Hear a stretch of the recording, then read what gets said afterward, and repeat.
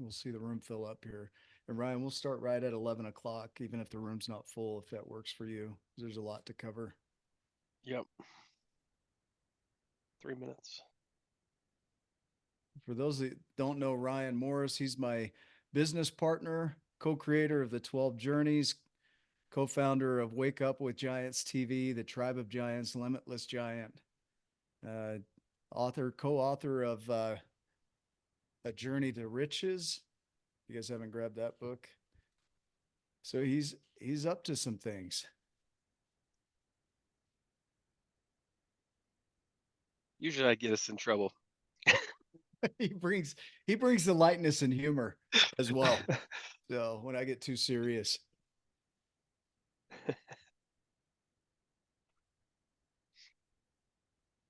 and we'll need to be, because there's so many in the room, we'll have to put a lot of the comments. I'll try and watch the comments as we go.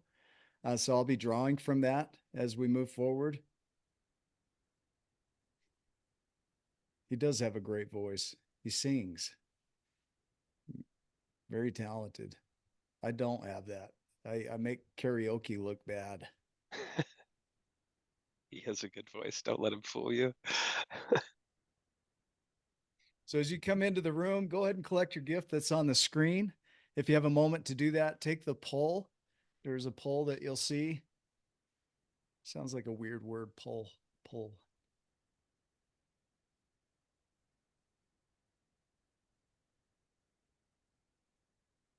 I don't know if my poll is the poll shut down. I hope not.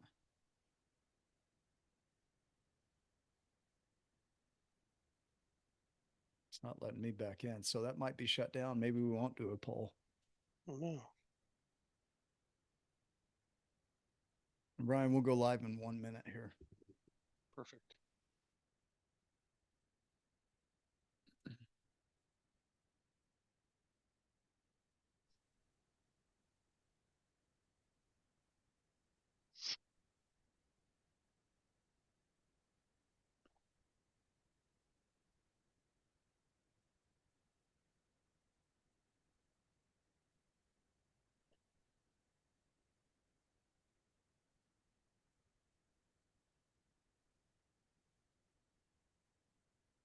I mean, so many faces. Roberto, good to see you. Deborah, yeah, let's allow It that. is it is 11 o'clock. Andrea Bangeter, hi, baby.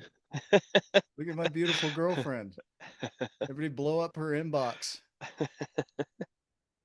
while she's driving. Don't make her wreck, though. Should we dive in, Ryan?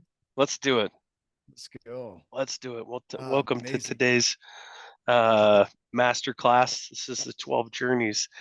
Couple of housekeeping things, just mute out if possible. But if you want to ask a question, do so. You can do. You also use the chat.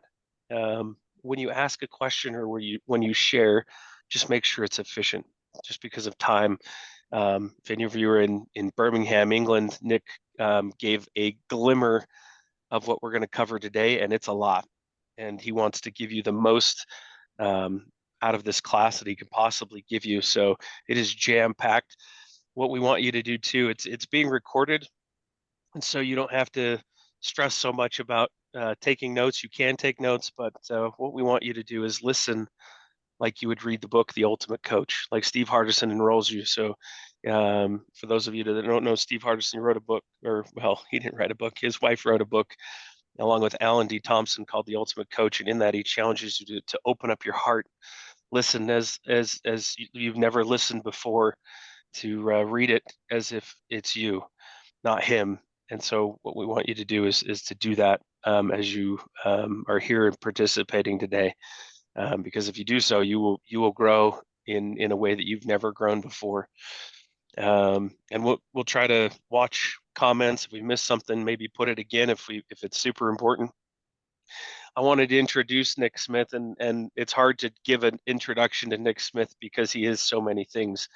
Um, he's a dad, he's a friend, he's a coach, he's a healer, he's a uniter, he's a wealth of knowledge, he's a mystic, he's a powerful voice, he is love, he is a purveyor of possibilities, he is the small and he is the giant.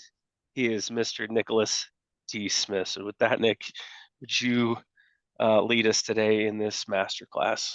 Oh, I'm excited. Most importantly, what I want to anchor into is you on the screen, individually, and I'll be speaking to you individually as I go through this. I have a ton prepared. We usually teach this over 8 weeks, and I've distilled it down to 90 minutes, if I can even do that. So what I would ask you to do is as you listen, I'm going to be going through a lot of information here.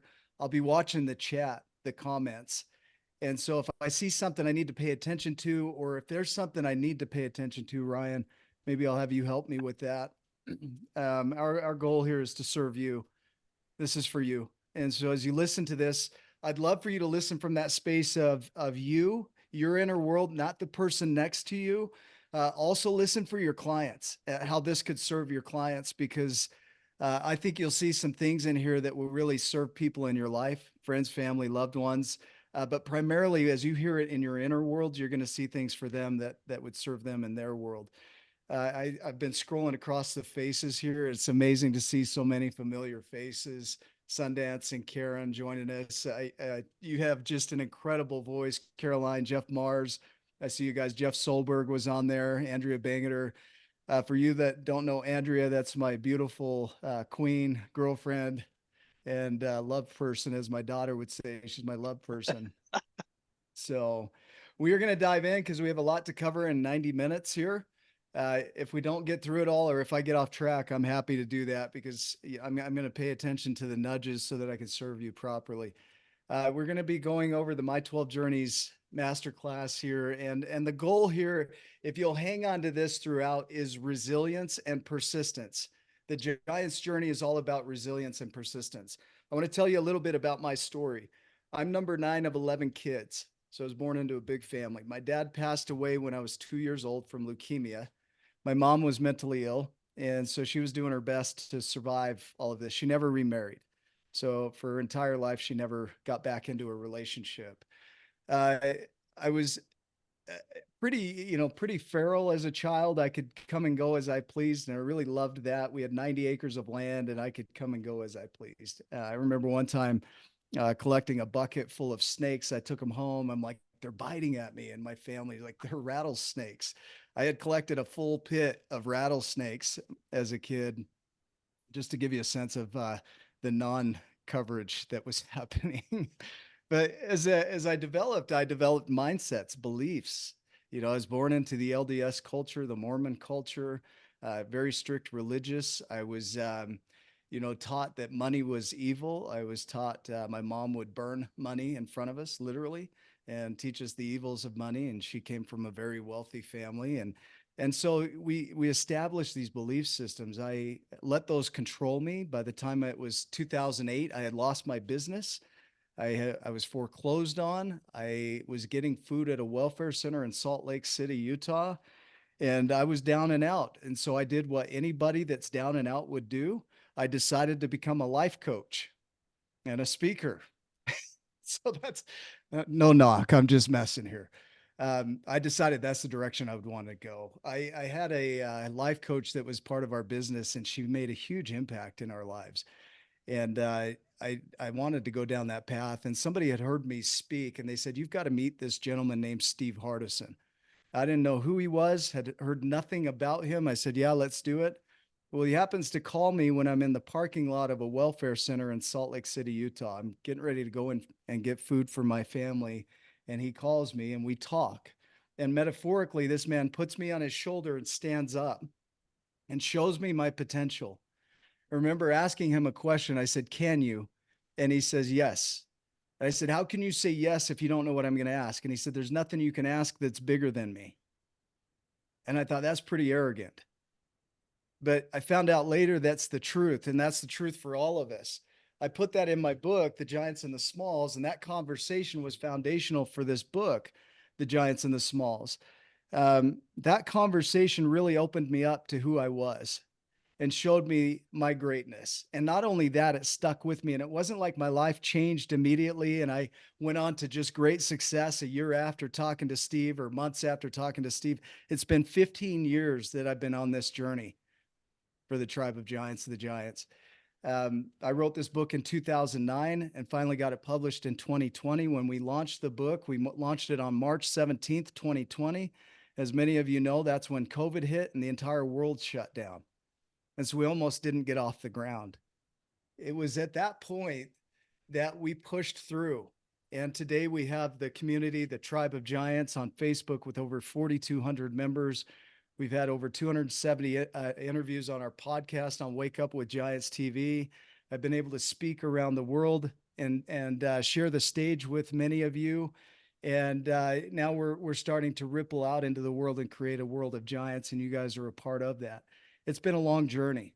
And on that journey, we've discovered some things. And what I'm about to teach you today is going to be a whirlwind of information, but you're going to see yourself in it. And it all comes from this book, The Giants and the Smalls. And it comes from the man that's talked about in this story, the ultimate coach, Steve Hardison. He was the giant that I used as the metaphor in the book.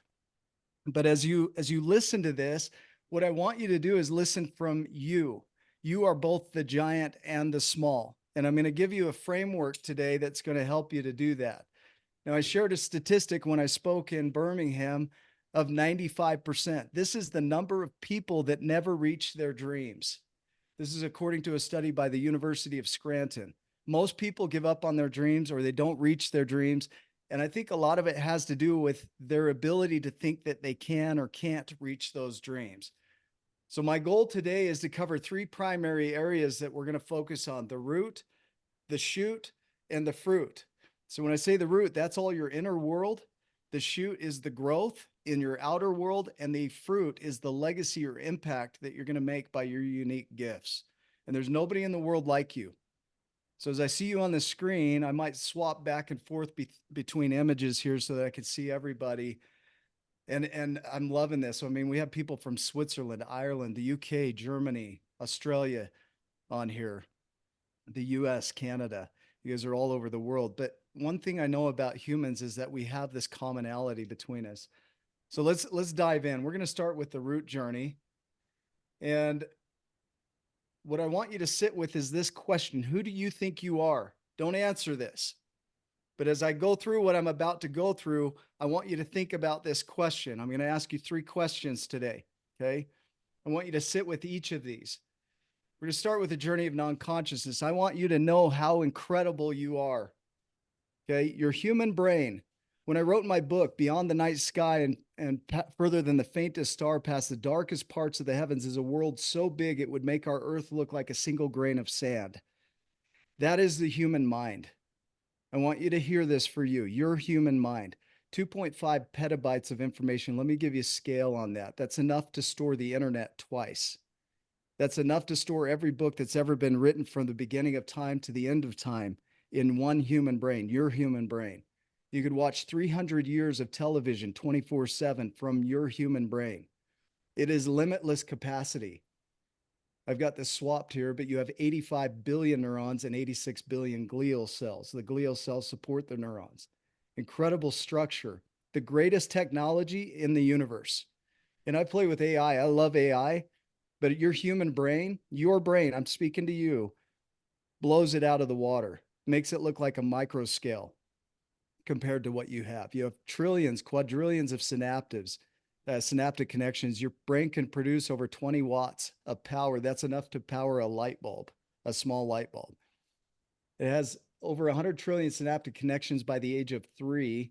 And by the age of 5, you reach 95% of your adult potential. And there's a story of a half a brain. There was a girl that was having seizures at 3 years old. They couldn't figure it out. She just started having seizures and falling over. Doctors tried to diagnose her. They got her to Johns Hopkins Hospital, where they found out that half of her brain was consuming itself. So they did what was called a hemispherectomy, and they removed half of her brain. And the other brain, the part of the brain that was left, took over the functions of that half that was missing. And she went on to live a normal life. She graduated college, got married, did all of her dreams with half a brain. Right? There is no limit to what you can do, even with a half a brain. There are people walking around who developmentally never developed a full brain that are still functioning. You have an incredible world in here. So why is it that if we are all born with this incredible brain, that many of us are living small lives and some of us are living giant lives? Why are some at the 95% level of never reaching their dreams if 5% are reaching their dreams? If we all have the same brain, the same hardware, that's what I want to talk about here. This quote is incredible. We don't get to choose how we start out in life. We don't get to choose the day we're born or the family we're born into, what we are named at birth, what country we're born into. We don't get to choose our ancestry. All these things are predetermined by a higher power. By the time you're old enough to start making decisions for yourself, a lot of things in your life are already in place. When we come into this world, we go into developmental stage, we create about 1 million synaptic connections a minute. That's a lot. We're like sponges. We don't get rid of anything. We just absorb it all. Whatever our family wants to teach us, whatever our culture wants to teach us, society, our own experiences, we absorb it all and we don't get rid of any of it for 7 years. Think about that. How impactful those first 7 years are. We come into this world with a history. From that history, we establish our values or the things that are important to us. And it's from those values that we establish our beliefs. The word belief comes from the Germanic glauben, which means to hold dear. So these are our truths. It's from these values and beliefs that we start to establish our truths and we start to make predictions about the world. The word prediction means before words. So before we speak it, we play it out in our minds and then we speak it to the world. We act on it and we create results, but we don't see those results the way they are. We see the results the way we are from our perception. Then we automate that. We feed it into our history and recycle this. And we do it again and again. And we think that that's our world based on our perceptions of who we think we are. So when I ask you that question, who do you think you are? Think about your history, your family, the automations that have been created. When we do something over and over again, expecting different results, many of us know that as the definition of what? If you'll drop that in the comments. Doing the same thing over and over. Yep. I love it. Laura Lunt calls it Monday. So we call it Monday or insanity. So we want to learn to shift that. And today we're going to show you some tools to be able to do that. William James said that we must make automatic and habitual as early as possible, as many useful actions as we can.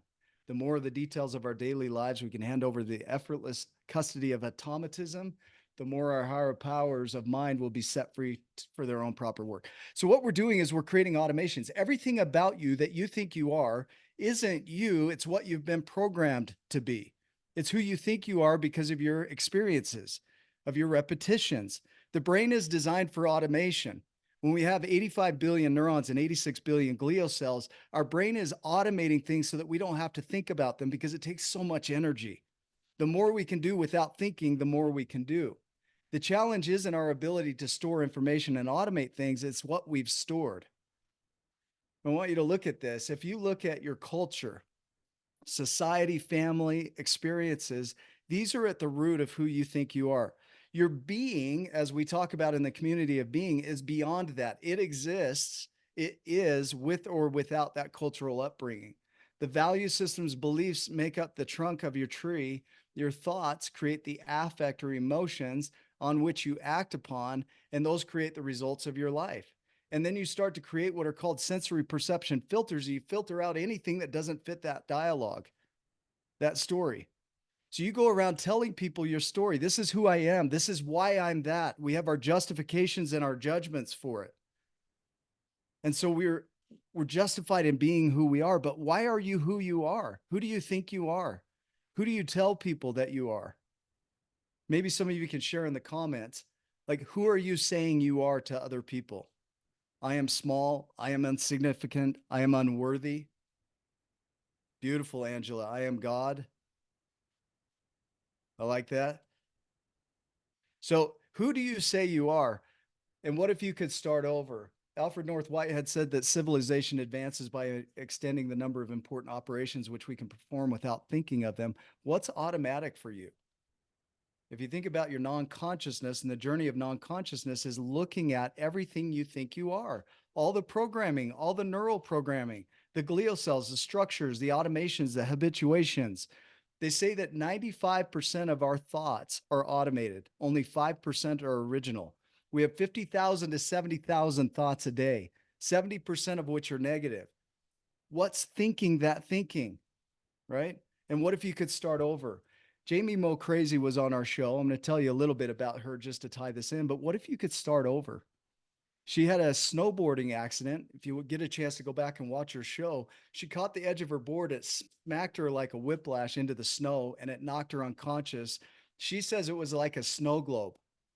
It shook her brain completely where it was whiteness. There was nothing, no memory of the past, nothing. She had to completely recreate herself from scratch.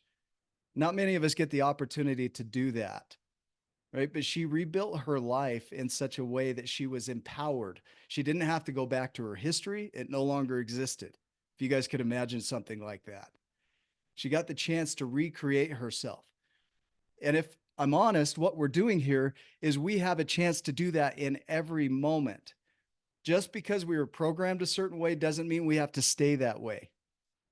I love these comments. You guys are like the right group for this because I am limitless. I am love. Your declarations are coming through. I'm seeing them here. So now that we have a base of what goes on inside of you that makes you think you are something, let's talk about how to wake up with that, with the journey of awareness, because we want to wake up and shift that on anything that's not useful anymore. Awareness has a lot of benefits. I'll let you guys read through this, but I want to talk about the power of awareness because you really can't change anything in your life until you know about it. If you're unconscious or non conscious and you're automated in your life, there's nothing to do. If you go back to your habits, your automations, and you don't know about it, can you change that? I'll have you guys nod your head if you're in agreement, or shake it if you're in disagreement, or throw me an emoji. Uh, but can you change things if you don't know about them? Uh-uh. You've got to know about them. So it's important to slow down and pay attention to what's going on in your non conscious world. We're able to pay attention to about 40 bits of information in our environment with our conscious mind. At a subconscious or non conscious level, we can reach as much as 11 million bits per second of information. It's a substantial difference. Most of what we do is automated. 40% of your behaviors are automated. Think about that. Your habits, they're all automated. So awareness is the first step in transformation. It's huge. But here's the problem. When people become aware, they're really hard on themselves over their awareness. They don't look at it from the space of observation. They look at it from the space of judge. And we're going to start right there. When you're in the space of judging your awareness, you go into comparison. You think in terms of superiority. You have idealism. Idealism means you think you know how it should go. And when it doesn't, you're very upset. You're jealous and insecure, unforgiving, you're critical, you seek perfection. And we're going to redefine perfection for you today. You think in terms of valuation worthiness. I'm not worthy. I'm not valuable. I am worthy. They're worthy. It's a big mess. We move toward pity and isolation. We have an external locus of control and identity. We base our life on what happens to us, and we become very reactionary to our lives. If you can move over to the space of observer, it'll move you into a space of curiosity, compassion. The word compassion means a willingness to suffer with another. But with compassion, what we're talking about is self-compassion, a willingness to suffer with those parts of you that are struggling. When you're in the observer space, you have more empathy, more calm, you have positive affect or positive emotions, you're more forgiving and neutral. My favorite definition of forgiveness is to not cause yourself additional harm. And so, how many of you are causing yourself additional harm over your awareness? Raise your hand. You're judging yourself, you're blaming, guilting, shaming over what's happening. You learn to satisfy. Yeah, Angela, thank you. To satisfy is to be good enough. It's from Nobel Prize winner Herbert Simon. It's a word he created. It means to satisfy the need and be sufficient for the task. It's good enough. It outperforms perfection or flawlessness every time. And if you look at the word perfection from the Latin perfecere, it means to perform and to complete. So if you're performing something and finishing it, you're doing it perfectly by definition. And so satisficing is one of those terms of getting things out in the world. They're good enough. Launch them. You become more accepting and graceful. You have an internal locus of control, and you're more mindful about your life. And one of the things that's not on here is you're creative. If you look at the word creation and reaction, they're the same letters, they're just arranged differently. Have you guys noticed that? It's all about how you see it. So your judgments and justifications, when you have those, they become guardians to learning. They stop learning. You're no longer able to grow. So anytime you find yourself in your judgments and justifications, you're not going to change your past very easily. You are only always justified in your perception of yourself. They're your truth. So you start speaking your truth. And every person in this room has a version of their truth.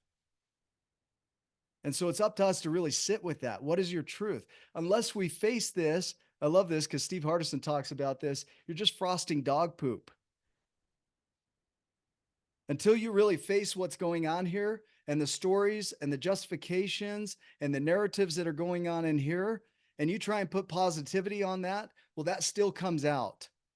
Byron Katie says that as long as you think that the cause of your problem is out there, as long as you think that anyone or anything is responsible for your suffering, the situation is hopeless. It means that you're forever in the role of victim, that you're suffering in paradise. Paradise doesn't change, guys. Your opportunities and the possibility don't change. The only thing that changes is your perception of it. I love Byron Katie too, Jeff. Just a beautiful perception of this is taking ownership of what's going on in you. I heard a definition of ownership is honesty, or a definition of honesty is ownership, is taking a hold of what's going on inside of you. So be honest with yourself. What are you telling yourself? What stories are you telling the world? And where did those come from? Are they even yours? Did you just adopt them because your family told you to adopt that? Your culture, your society? If they're useful and you love them, keep them. If they're not serving you anymore, you really have a chance to change this. One of the things that we see that comes up when people become aware of their emotions or they notice their thoughts is that they often venture into the journey of grief. Now, as you look at the journeys, each journey is a journey in and of itself. You could take each of these and dive down the rabbit hole in your world and really grow from each of these journeys. There are 12 in total that we're going to cover today, but I want you to notice that you'll see these as a languaging of what's going on in you. You'll be able to speak it now. The journey of grief, the reason we chose that word is because that word comes from the Latin gravare, which means weightiness or heaviness. So we're talking about the heavier emotions. We don't try and get rid of joy. We don't try and get rid of peace or happiness. We try and get rid of anxiety. We try and numb out depression and sadness. We really should strive or could strive to just own all of our emotions. In my book, I talk from the space of the giants and the smalls. He's going through the forest. He's having a hard time. He's scared. He asks the giant, "Do you ever feel fear?" And the giant says, "Yes, I feel fear." But a giant keeps moving and doesn't allow fear to keep him from doing what he can do. And you look at some of these stats up here, and these are just for information. You can screenshot these. I'm not going to talk about these, but these are some of the benefits of really feeling your emotions. And many of us are taught not to feel our emotions. Emotions are for numbing out. And so our goal here with the journey of grief is to fully feel your feelings: anger, grief, loneliness, depression, fear, anxiety. By a raise of hands in the comments, just throw up a hand emoji. How many of you feel at least one of these, let's say, every day? Natalie, thank you. Yeah, type yes. Yeah. Andrea, thank you. Sunshine, yeah. Me too. Rena, thank you. The challenge isn't feeling the emotions. The challenge is when we try and numb out these emotions and pretend they're not there. You wouldn't be who you are without them. One of my favorite researchers is Lisa Feldman Barrett. If you haven't looked her up, she's the top researcher on emotion in the world. She's incredible. Nitan and Komal, thank you. Yeah, Marcia, I see you there, Eric. She says that numerous experiments show that people feel depressed when they fail to live up to their own ideals, but when they fall short of a standard set by others, they feel anxious. I want you to hear that. Brad Blanton, this really clarifies this, says that the stress that kills or cripples most of the population comes from people being too hard on themselves when they don't live up to their own imaginings about how other people think they should behave. Can you hear that? We feel suffering when we don't measure up to our own ideals And we feel anxiety, we feel depression when we don't live up to our own ideals, and anxiety when we feel like we're not measuring up to the ideals we think others have for us. And in both cases, the ideals that we have are coming from right here, who we think we are. And we measure ourselves against that. I love this right here. I don't know if you guys know Richard Schwartz. He's the author of Internal Family Systems, incredible researcher. He says all parts are welcome. This includes all thoughts, all emotions. They're all welcome. They're part of what makes you you as a human. What we're trying to do here with the journeys is help you to recognize that every emotion, every thought is welcome. When you wake up to who you've been in your life and who you think you are, there's no need to judge that. There's no need to justify it. You might feel emotions from that. There's no need to chase those emotions away. They're there to serve you. I love the idea that depression isn't something to be feared. It's something that it's useful. Um, we had a lady on our show that talks about words. She's a wordsmith, and she talked about depression. And she said, depressed. When people are depressed, they're in the need of deep rest. Think about the power of words. I think depression is a useful tool. It's a superpower. And if you can see that, you can use it to grow. What it does is it has you resign from what's not working in your life. So when you get into that state of sadness or depression, you can start to recognize these emotions are telling something about what you're thinking. And so when you get depressed, you have a chance to resign from what's not working. You have a chance to really reflect on it. Where people get stuck is they ruminate and they cycle back through. And so they resign and they ruminate. But if you really look at reality as it is, because depression will have you see reality as it is, you have a chance to revere it and respect it. And when you have a chance to revere it and respect it, you can re-engage in a new, more powerful way. And that's what we call resilience.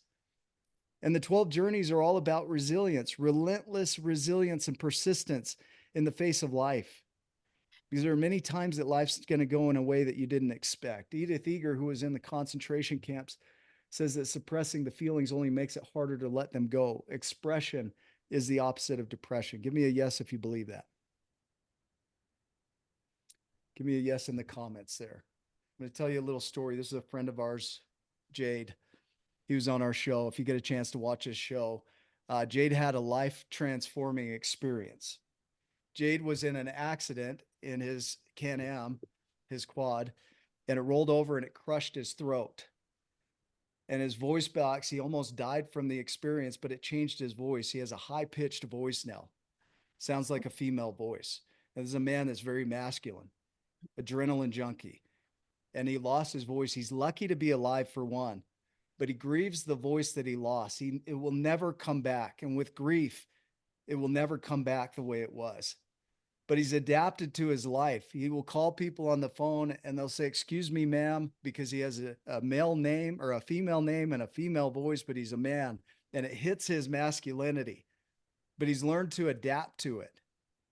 And we all have some version of that where life didn't go the way we want and we're grieving or we're missing something that used to be a certain way and it's no longer that way. And grief occurs when there's space, time, and attachment. This is from Andrew Huberman. It's something that's accessible in our space, it's accessible in our time. We can get to it quickly, and we're attached or bonded to it. And when that gets severed, we experience grief. Queen Elizabeth says that joy or grief is the cost of love. Rumi is the one that said that joy is concealed in grief. We'll see that later here. But I want you to think about your life, the things that are missing that you thought should have happened a certain way, relationships, job losses, dreams that didn't come to fruition, ideals that you had, the emotions of those. We're not about giving those up or getting rid of them. We want to learn to embrace and accept those. Elizabeth Kubler-Ross, who's one of the researchers that came up with the idea of naming the 5 stages of grief, she said that we go through denial, anger, bargaining, depression, and acceptance. Susan Anderson, who works with abandonment, says that we go through a shattering, a withdrawal, an internalization, a rage, and then we go into a lifting. And so in both cases, these two people are giving language to the experience of what these people were going through. They knew they were experiencing something from their loss, but they didn't know how to voice it. And the moment they gave language to that, these people were able to express it. And what happens when you're able to express your emotions? You heal them. How many emotions are you not allowing yourself to heal?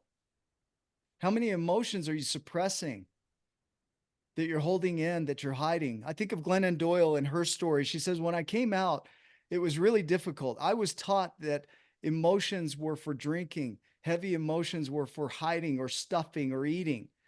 I thought happiness was for feeling and the rest were for hiding. I didn't know until the person told me that I could express them, that I could heal them. So she has on her mirror, feel it all. The goal here is to feel your emotions, not hide them. So you think about this. Let's tie this together. Your non-conscious ways of being is who you've been programmed to be, whether you did it or somebody else did it. It doesn't matter. It's what's in there. It's how you're operating and perceiving the world. And it's not right or wrong. It's just simply what is. And from that, once you become aware of it, you can start to hold gentle awareness for that so that you don't cause yourself additional harm over what was programmed or what was done. Your past is your past. It is what it is. I'm going to show you as we move forward here how to navigate that. Rumi says, well, let's do this. The only cure for grief is to grieve. And Rumi says, joy is concealed in grief. So we're going to move to the next journey here, which is the journey of acceptance.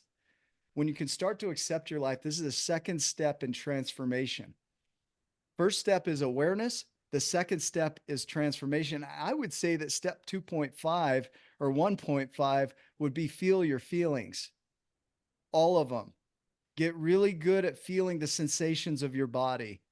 Accelerated resolution therapy talks about the importance of naming your sensations, not your emotions, because sometimes the sensations that we have aren't the emotions that we're having. But when we label it, then we start to live into that label. That's the power of the human mind. When we move into the space of acceptance, what we're doing is we're acknowledging what is. There's a lot of value in acceptance. In the story, The Giants and the Smalls, the giant says to the small, a giant sees beauty in everything, while a small only sees what's wrong. Raise your hand in the comments or say yes in the comments if you're resistant to your life. You don't like the way it is.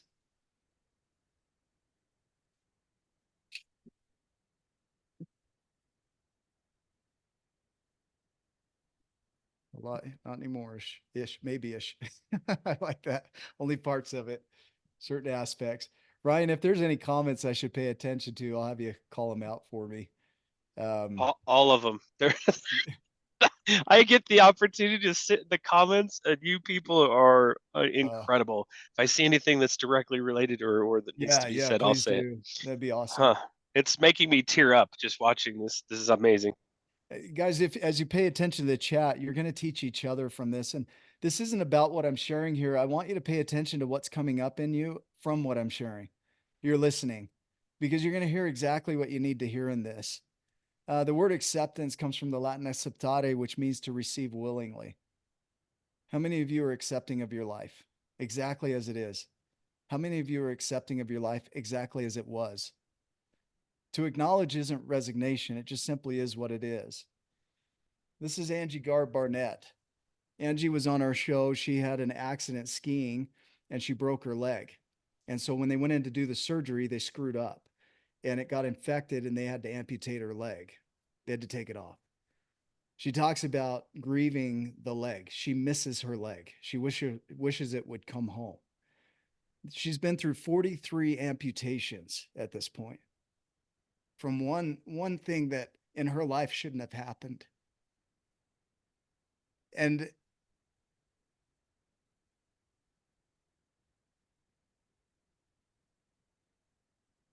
you'll never meet a person that's more adaptable and accepting of her life.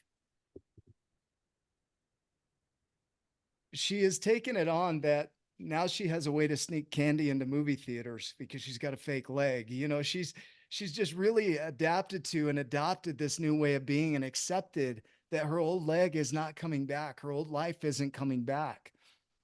It doesn't mean that life is ideal. It just means it is what it is. And for many of us, that's so empowering when we can acknowledge that life is what it is. We don't have to get rid of it. We don't have to get rid of it. It just is what it is. My favorite analogy here is a bear in the field. You're driving down the road, you go to Yellowstone, and you're out there in your car and you see a bear in the field and you think, you know what? I don't like that there's a bear in the field.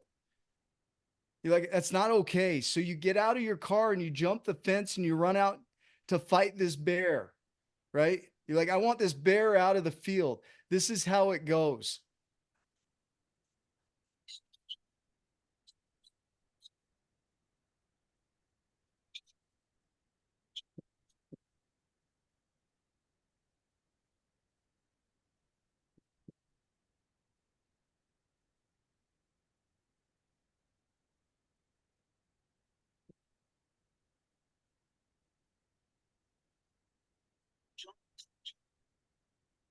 So you don't have to fight the bear in the field, right? If we think about that analogy as your life is what it is, think about it. No matter how much you argue it, no matter how much you resist it and don't want it that way, your life is what it is. That's not a statement of resignation. It's just an acknowledgement.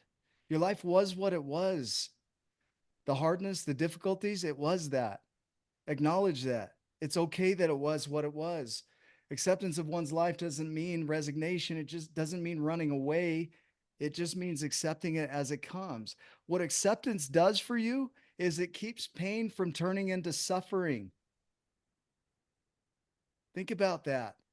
How many of you are suffering because of what happened? How many of you are suffering because of what you thought should have been that wasn't, that isn't? It's okay that it is what it is. Iyanla, who many of you know from our community, says that acceptance doesn't mean agreement. It doesn't mean that we feel good about what we're facing. It means that we're willing to look for and embrace the lesson. It also indicates a willingness to grow through the experience. Her chapter was read today in the Ultimate Coach Was it group really? too, by the way. Oh, That's that's fitting. amazing. That's good timing, right? Essentially, what we're doing is we're letting go. So it isn't about having the courage to release the past. It's about having the wisdom to embrace the present. Can you see that? Raise your hand if you can see that what we're trying to do is get you back to right here, right now. Say yes in the comments if you see that. Tim, thank you. Good to see you on screen. Natalie, thank you. So many others. Sunshine, I see yours there. I don't know if your hand's still up because did you have a comment? Sunshine? No? Okay. It's great to see you. Sunshine is also one of our partners. For many of you that don't know her, she's a beautiful human being. She joined our partner program just recently, a couple months ago. Um, the goal here, guys. Oh, see, magic of Zoom right there. Sunshine is her name. Yep. So what happens is when you can acknowledge what is, you immediately start to acknowledge the positive in your experience. You start to acknowledge the good. There's so many good things here. When we're creating resilience, we're not trying to change what is. We're not trying to deny what is. We're not trying to deny our programming. We're trying to move into the space of just loving it as it is. Gratitude is one of the most powerful things you can adopt. There's so much research on the power of gratitude, but I'm going to shift a perspective today on gratitude and how it works. A giant puts positive things in their minds and moves forward. That's from the book. These are all direct quotes on these signs from the book. So if you haven't read the book, The Giants and the Smalls, these are all from that book.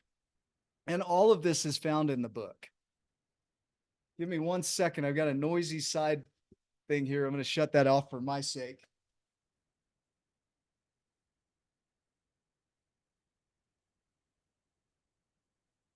Leave you all hanging. How about that? Think about this quote. Gratitude, like wildflowers in spring, thrives in unexpected places. Delicate in appearance, yet unwavering within, it blooms amidst hardship. This unassuming strength fuels a renewed sense of purpose, proving potential remains even when the world seems barren. Does that land for you? Andrew Huberman, who I love him because he loves the human brain. Like he's a neuroscientist. He says that being grateful is actually receiving gratitude or observing some instance in which somebody is receiving genuine gratitude. I used to think that gratitude was for me thanking the world or God or you for what was happening. It's not. The chemical responses that occur from gratitude occur when we receive gratitude or we witness the receiving of gratitude in others. Think about that. True chemical responses are released: a shot of dopamine, a swig of serotonin, a burst of oxytocin, all released from gratitude, but not in the expression of it, unless you're expressing it for the sake of somebody else. But the moment you witness them receiving it, notice what happens in you. Notice what happens in them in the receiving of it. There was a question that was posed: how frequently should we be grateful? And they did a study where they expressed gratitude daily, and others did it weekly. Which one do you think had more impact? Write it in the comments: daily or weekly, when it comes to gratitude. Dang, a lot of dailies in there. Matt Cox, you are right. Weekly. Why is that? It's because when we automate things, we don't have emotion for them anymore. So when you automate your gratitude, you no longer feel the feelings of it. So don't make it automated. Make it intentional. Really lean into it. The other thing that gratitude does is it acknowledges the abundance that already exists in the world. The moment you start seeing the positive in the world, you start to see the abundance in the world that surrounds you. Can you see how we're going from your inner world and elevating here? That gratitude starts us on that process of elevating. Acceptance starts us on that process of elevating. When we're talking about resilience, you might go back to your old ways, and that's okay. You might go back to your automations, and that's okay. You might have negative thoughts about yourself, feel depressed, anxious, sad, angry. It's okay. They're all welcome. And the moment you wake up to it, stop judging yourself, stop justifying yourself, forgive yourself for the judgments you're having, accept your life, and start expressing some gratitude for what's positive in your world. And start receiving the gratitude that's around you. And you'll start to notice yourself elevate. That's the resilience we're talking about here. That's a journey of empowerment, which brings us to the journey of empowerment. The journey of empowerment is about anchoring ourselves in so we don't backslide in our lows, right? We have the journey of gratitude helps us to elevate, which is also a journey of empowerment. The journey of acceptance is a journey of empowerment. The journey of awareness is a journey of empowerment. The journeys of grief, of feeling your feelings, empowers you. It anchors you in so that you can start to see the abundance of this universe. And we're going to go into that. The giant says to him, to the small, all fears are just a story that we've made up and that we can make them as scary or beautiful as we would like. So when you're feeling fear, when you're feeling anxiety, grief, all these things, you're not loving your life as it is. These are narratives that you're having. And when you wake up that you're in your narrative, which you might not wake up for a while, but when you wake up in your narrative, move back into awareness, move back into feeling your feelings, move back into acceptance, move back into gratitude. Can you see this cycle here? We loop around and back up, loop around and out, just like a root system. This is why we call these the root journeys, because it's this inner work that's unseen behind the scenes. It's the shadow work that helps you to elevate and see your world a little differently. The idea of anchoring yourself in, this isn't new. This is Mark Peterson. If you guys don't get it or haven't heard his story, go on to Wake Up with Giants and watch his story. Mark Peterson was a hiker, climber. He went out on his own. I think it was in Mount Rainier, and he was hiking and he fell into a crevasse. He was 30 feet below the surface. He was alone. There was nobody there. And he landed on a block of ice about the size of his body, 100 feet off the ground below him. Luckily, he hit that. His axe landed right by his head, right here, knocked the wind out of him. The very first thing he did is he assessed the situation. He got knocked down, hit the ground, and the first thing he did is anchor himself in. Think about that. He anchored himself in so he wouldn't slide any further. Then he spent the next 5 days trying to self-rescue. He learned that the best rescue is self-rescue. There's a quote that says, "No one is coming." Have you heard that quote? No one is coming to rescue you. So it's up to us to start our rescue, and then people join in. We're never fully alone. But for 5 days, he raised a flag above his arm. And luckily, somebody saw it on the fifth day. He was about to give up, and they grabbed the flag, and he had to help them rescue him and pulled himself out of the hole. You would outperform 90% of the people in the world if you would stop self sabotaging in your lows. I want you to hear that in Mark Peterson's story. He anchored himself in first thing. When life got low, instead of continuing to self sabotage or slide backward, he anchored himself in. And the journey of empowerment is finding tools to help you to anchor yourself in so you don't backslide. What are your tools? I love this analogy of the bus. There's a story that you're the driver of the bus and all of your thoughts and emotions are passengers on the bus, and they all bought a ticket to be there. So they have permission to be there. So you're driving the bus and anger stands up. And there's a YouTube video like on this, and it's awesome. But the anger stands up and starts throwing a fit. So you decide, I don't want anger here. So you stop driving the bus and you go engage with anger. But nobody's driving the bus. You don't go anywhere. You could also wreck the bus. But if you can drive the bus and let anger be on the bus, eventually anger will sit down. But anger is allowed to be on the bus. Our goal is to allow all of our thoughts and emotions to be there. We don't have to get rid of them. To try and stop them is what it takes to stop you as a human being from existing. Like, I'm not in the business of ending human beings. So stop trying to stop your emotions. Stop trying to stop your thoughts. Instead, embrace them. Lisa Feldman Barrett again says that emotions are not reactions to the world, they are your constructions of the world. An emotion is your brain's creation of what your bodily sensations mean in relation to what is going on around you in the world. Think about that. Yeah, let it be, Fiona, right? Sounds like a tough job. Roberto, you're right. Our job is to allow them. Barry McDonough, who's one of my favorite authors, talks about anxiety. He says, as strange as it sounds, the greatest obstacle to healing your anxiety is you. You're the cure. In essence, you must learn to get comfortable in your anxious discomfort. The secret to recovery, however, is that once you reach a point where you really allow and accept it, it begins to fall away and discharge naturally. Say yes in the comments if you've noticed that. The moment you embrace your feelings, they're gone. Say yes in the comments if you see that. So these are the root journeys, and this is vital. If you don't handle the roots, you won't grow the shoots. Can you hear that? If you don't handle the roots, you won't grow the shoots. So you've got to come in and do this inner work, and you're going to come back here. You're going to come back here frequently. I promise you, if you decide to do something bigger than where you currently are, you're going to come back to your roots. And it's time to allow yourself to do that. Resilience isn't falling back into your old ways. Some of you will say, oh, I shouldn't be here. I should know better by now. No, you shouldn't. No, you shouldn't. There should never be that. So anytime you do something bigger than where you are, you're going to experience your insecurities. You're going to experience your doubts. You're going to experience your shame, your grief. You want to go back to it. Go back through the roots and elevate yourself. This is why it's so important. You're going to see that in the next journeys, the growth journeys or the shoot.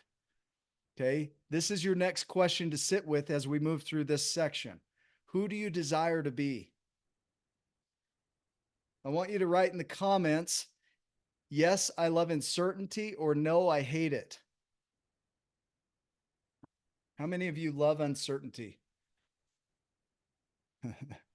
Dude, we are in an incredible group here. Holy cow. Mixed relationship, Roberto. I love that. Huh. Holy cow. See, I've experienced the other side of that.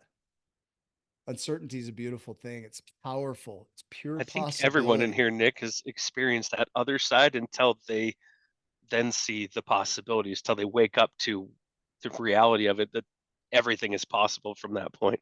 Yeah, man, that's And this is the beautiful. right group. Look at all these comments. You helped shift our perspective last weekend. Um, yeah, it depends on what you're doing. Uncertainty is neutrality. It's the unknown. A giant sees opportunity in every moment. A small only sees problems. Notice how you're viewing. Who's doing the viewing is as important as who's doing the doing. When you look ahead and you find yourself disempowered and you look at uncertainty, what do you see? Remember, Chris Smith talked about limitation is created and possibility exists. When you look at uncertainty from the space of disempowerment, you see limitation. When you look at uncertainty from the space of empowerment, you see possibility. And so who's doing the viewing is as essential as who's doing the doing. So if you're looking at the future and the unknown and you're having doubts and insecurities, go back to your roots. Elevate yourself. And if you can't elevate yourself, find somebody to elevate with you so that you can start seeing the possibilities, because the possibilities never go away. Like Chris Smith said, they exist. Whether you believe it or not, they exist. Sunshine, you shared this with me. There's no becoming a giant here. There's only unbecoming everything that makes you feel small. And so when you feel insecurity, you go unbecome that. Does that make sense? So that when you look at the unknown, you start seeing possibility out there. I'm going to give you a cycle of uncertainty. So we go from an idea, somebody gives us an idea, an inspiration, a thought, and we think, I wonder if that works. And we go act on it. We take an action step, faith, trust, and we find out a result from that. We move into the space of I don't know and speculation. I don't know if this is going to work. I'm speculating of whether it will work. So we go out and we test it. Many of us operate from what's called a sense of certainty. It's like going to Vegas, putting one quarter in the slot machine, winning the quarter on the very first pull. You could say with a sense of certainty that every time I put a quarter in the slot machine, I win the jackpot. Is that true? It's not true, because we know from testing that the more quarters you put in, the more the casino wins, and you're not likely to win the jackpot. But many of us have one experience in our life and we go around telling the world, this is how it is. I had this one experience back in high school. I'll never do that again. So we say with a sense of certainty, this is how the world works, and that becomes our truth. The more we test things, the more we find out how consistent they are, and we arrive at what's called certainty. As we gain certainty, we start to know things. We call that knowledge. When we know things, we start to learn how to use that knowledge. We call that wisdom, and we teach others how to do that. And all of this encompasses our truth. And then we give other people the opportunity to go through this cycle for themselves. Nassim Nicholas Taleb, the mathematician, says that we are the empirical decision makers who hold that uncertainty is our discipline, that understanding how to act under conditions of incomplete information is the highest and most noble human pursuit. Our goal is to step into the unknown. And who's stepping into the unknown matters. Every great explorer, before they ever step foot into the exploration, created themselves first before they stepped into the unknown. Margaret Drabble says that when nothing is sure, everything is possible. And the reason it becomes possible is because of imagination. Imagination is the beginning of creation. You imagine what you desire, you will what you imagine, and at last you create what you will. So notice that. You imagine it, you desire it, you step into it, and you create that. Christopher Reeve says that at first dreams seem impossible, then improbable, then inevitable. And what uncertainty does for us is it has us see reality exactly as it is. Remember acceptance, and shows us what's possible. Uncertainty is pure possibility. Nothing's off the table. Good, bad, all of it's available to us. Whatever we want to create is already there. It's up to us to see it, which brings us to the journey of abundance. Abundance, abundare, to overflow. A lot of benefits of abundance here. The giant partakes of and is grateful for the abundance of the world. Abundance is not something we acquire, it's something we tune into. I want you to think about that. I was taught abundance is something you go get.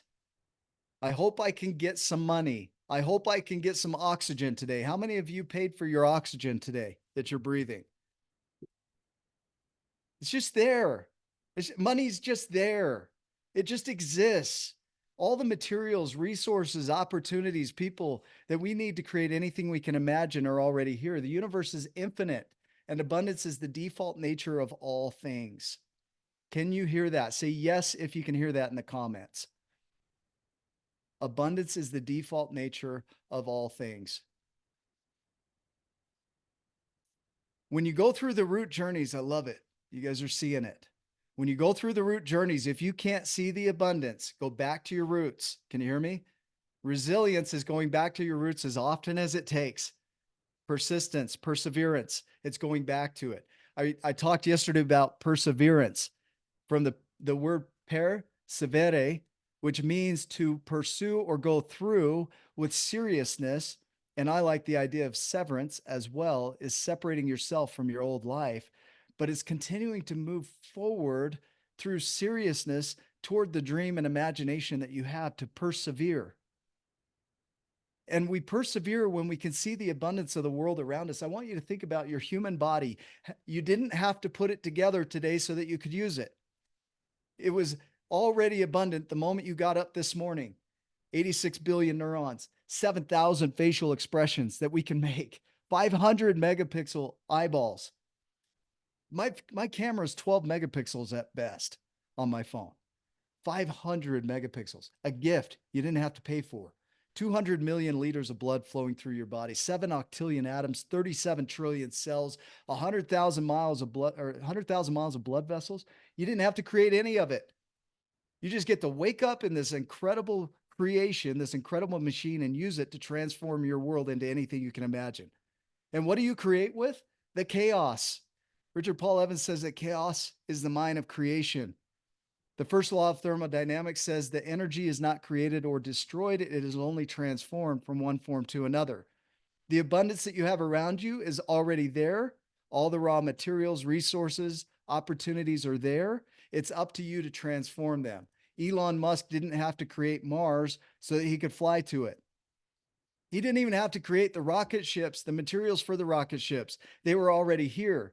He had to see the possibility and transform it. I want each of you to look around the room that you're in and look at every piece, every single item in that room, including you, your clothes.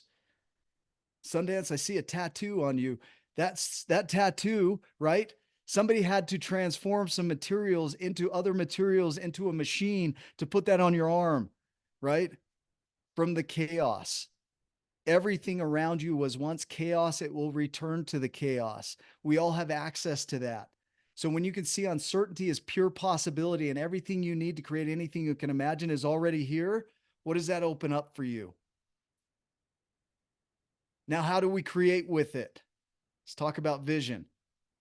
A giant sees what a small will never see. A giant sees the beauty in everything. Giants see what could be created from the possibility. Okay. Tim, I love that you're taking screenshots here. That's awesome, man. So think about vision. Vision means something seen in the imagination or in the supernatural, from Anglo-French vision. And some people, if you didn't know this, can't see pictures in their minds. They have what's called aphantasia. So they can still imagine, but they don't do it with pictures. So imagination isn't just about imagery. Imagination is reaching beyond what is into the conception of what can be. Imagination gives you the picture. Vision gives you the impulse to make that picture your own. So when we're empowered and we start looking at possibility, the uncertainty as pure possibility, and abundance is all around me. Like, what do I want to create today? I think of kindergarten when my teacher handed me clay and she says, create whatever you want. And all I could see was possibility, right? So the crayon still colors even if it's dull. So grab the crayons, pick them up, and start coloring. Einstein says that imagination is more important than knowledge. In the comments, write why you think that's so. Why is imagination more important than knowledge?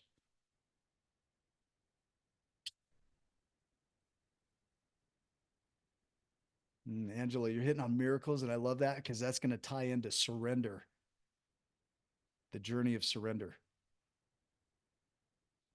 Pure, unadulterated possibility, Eric. Thank you. It's either universe, God created, or man created when we wake until we sleep. No middle ground. Love that. Lots These are of powerful. limitation versus possibility in the comments. Yeah. Without imagination, Imagination there's is nothing. limitless. Yeah.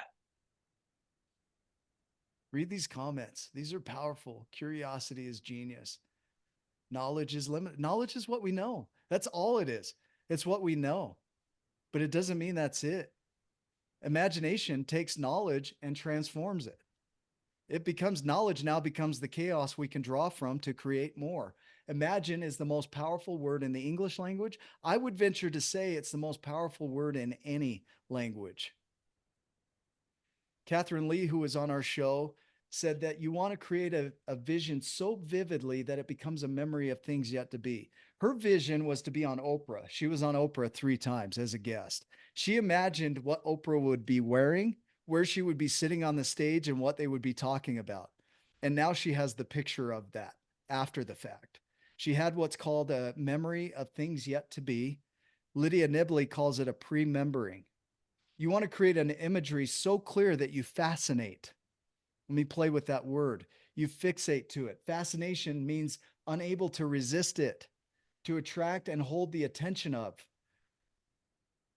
So when you have a clear vision, you create hope. Hope theory suggests that it's the belief that tomorrow is going to be better than today and that you have the power to make it so. And it's a fundamental element of our capacity to live life well. So think about that. The other thing about hope theory is when you have a clear vision, you know you're the one that's going to do it and you'll overcome any obstacle to make it a reality. You're going to be resilient. So going back to the theme of relentless resilience is when you have a clear vision, you will continue to come back to it, anchor back into it, even when life gets hard. This is Amy Bernier. I want to share her story because she is powerful. She came through our program on scholarship. She was living in her car. She was homeless. Her dream was to live in a apartment 2 blocks or a block from the beach, right, Ryan? Was her Yeah. goal. When we started on her journey, she wanted to get out of her car. And so she chose to move into a Motel 6. So her creation day to day was to live in a Motel 6. And it was hard. She didn't have the money. She didn't have the means to do that. So she went from every day having her focus be not letting go of the big vision to move from that car to the Motel 6. And then she anchored in the Motel 6. There were days that she couldn't afford it. So she went to the staff and she said, "What can I do to earn my stay?" And she earned her stay. And then eventually she moved from that. She's moving toward her apartment. She got a job at a school, going back to old ways of being to provide. She didn't want to do that, but she saw it as a pathway to her apartment. So she took on this job and it created enough money that she could rent a place. And guess where it was? It's a block from the beach. She moved back through the journeys daily, relentlessly. She was crying in tears through this entire experience. She anchored herself in. Every time she got to a point, she anchored herself in, and she never quit. And it was hard, and she didn't know how she was going to do it. And she would step into the unknown. And now she's secured a new position that's put her so far beyond even worrying about losing her apartment that she will never have to worry about that again. She's doing what she loves. She's coaching now, but she moved from homelessness to her dream and she followed the 12 journeys to get herself there. She went through it again. And when she failed, she went back and she did it again. And she did it again, just like you and me. I've been doing this 15 years, 15 years. And I'll do it for the rest of my life because I know with the Giants journey, you're not one and done here. You're going to come back to it again and again. But that vision is what anchors you in so you keep going. I think of Alice in Wonderland where he says, "Where are you going?" And she says, "I don't know." He says, "Well, any path will do." When you know where you're going, then you know which path to come back to. My favorite definitions of, well, not my favorite, but I'll talk about the definitions of failure and success. Let's talk about it that way. Failure means a negative yield from your efforts, and success means a positive yield from your efforts. And they're subjective. If I think it's positive or negative, that's up to me. So you're only failing if you believe you're failing. You're only succeeding if you believe you're succeeding. So succeeding and failure is really subjective. And so when it comes to our dreams and visions, we can be a little less hard on ourselves over our perceived failings. Edison failed 10,000 times to create the light bulb, but he found the one way that worked because he was willing to test and test and test and come back to it. This brings us to the journey of surrender. You don't know how you're going to create your vision. And so many of us, Jen Walters says, we get stuck in what's called the how hole. So we think we need to know how it's going to happen and when it's going to happen. So we set timing on it and we set the how and the conditions of it. And then we suffer because our conditions aren't met, right? Surrender is powerful. It's something that we all have to learn. Michael Singer is a master of it. If you haven't read his work on the untethered soul, um, that's where you can really learn to surrender. Surrender is letting go, not of the vision, but of the pathway. It's about raising the flag when it comes to that. The word surrender comes from Old French. It means to render over to another, to give back to your higher self, to God, to something bigger than you, to trust, to faith. Surrender is knowing that your dream and vision is going to happen, even if you don't know how it's going to happen or when it's going to happen. Mark Nepo says surrender is like a fish finding the current and going with it. Our dreams, our identities, our ambitions, our relationships, they're often cocoons that lead us to the next. The life you had before led you to this life. Let's see. Surrender is the simple but profound wisdom of yielding to rather than opposing the flow. Doesn't mean not doing. Can you hear that? Doesn't mean not doing. It just means that any doing becomes non reactive. We remove the conditions of our success. Surrender is simply letting go. We don't know how we're going to do it. It's not our job to know how. It's not our job to know when. I have the dream of the movie. I know that movie is mine. I know it is created. I don't know how or when it's created. I just know it's created. You all saw at the event when the little girls came up and handed me another British pound this time instead of a quarter for the movie. They believe in the movie. I believe in the movie. I don't know when or how it's going to come about. I just know it is. And when it comes to your dreams and visions, when you anchor in, that's how you'll create it. Steve Jobs says you can't connect the dots looking forward. You can only do that looking backward. You have to trust that the dots will somehow connect. We don't know how it's going to happen. Trees are a great demonstration of this. We know as a whole the tree is successful, but look at all the branches and bifurcations in that. You think it failed a few times? You think it found some pathways that didn't work? Give me a thumbs up if you're still with me, if I haven't put you to sleep yet. See, give me a thumbs up there, even in the comments. Good. I love it. So our adaptability is the power that we have. It's not the strongest of the species nor the most intelligent. It's the most adaptable to change, which brings us to the journey of nurture. In the event I talked about, giants still take small steps. They're just bigger. So our goal is to nurture our dreams and ourselves, to look after our self-care, to look after our creations. It takes a little amount of effort every day, sometimes big amounts of effort to create our dreams. And so we want to stick with it. You guys can come back to these statistics because I'm not going to hit on them today. But a giant knows when he starts something new, he's not going to be very good at it. One thing I tell my clients is you have to be willing to suck at something long enough to get good at it in order to get what you want out of life. And too many of us won't let ourselves suck at it. We won't let ourselves be terrible. So the journey of nurture is about the care and attention given to someone or something that is growing or developing. So we want to give care to ourselves and what we need, and we want to give care and attention to our creation. You must nourish your garden like a mother, but you must protect it like a father. Your garden is essentially your creation, and it's going to go through cycles. You're going to plant the seeds. You're going to nurture it. You're going to earn the harvest of it. And most importantly, you're going to rest from it. And as you increase in capacity, in one sense, go get a bigger canister, go get a bigger cup. We tend to go out and we have these big dreams and then we don't fill them and we give up on our dreams because we had too big of why am I going container? Too big of a container. So we feel like we're failures because it's not filling up fast enough. So fill the container you have. And as you get good at that, go grab a bigger container and fill that one up. Benoit Mandelbrot, who we named our company after, is a mathematician. He says bottomless wonders spring from simple rules which are repeated without end. He was the creator of the fractal set that when you zoom into it goes on for eternity. It's mountains without tops.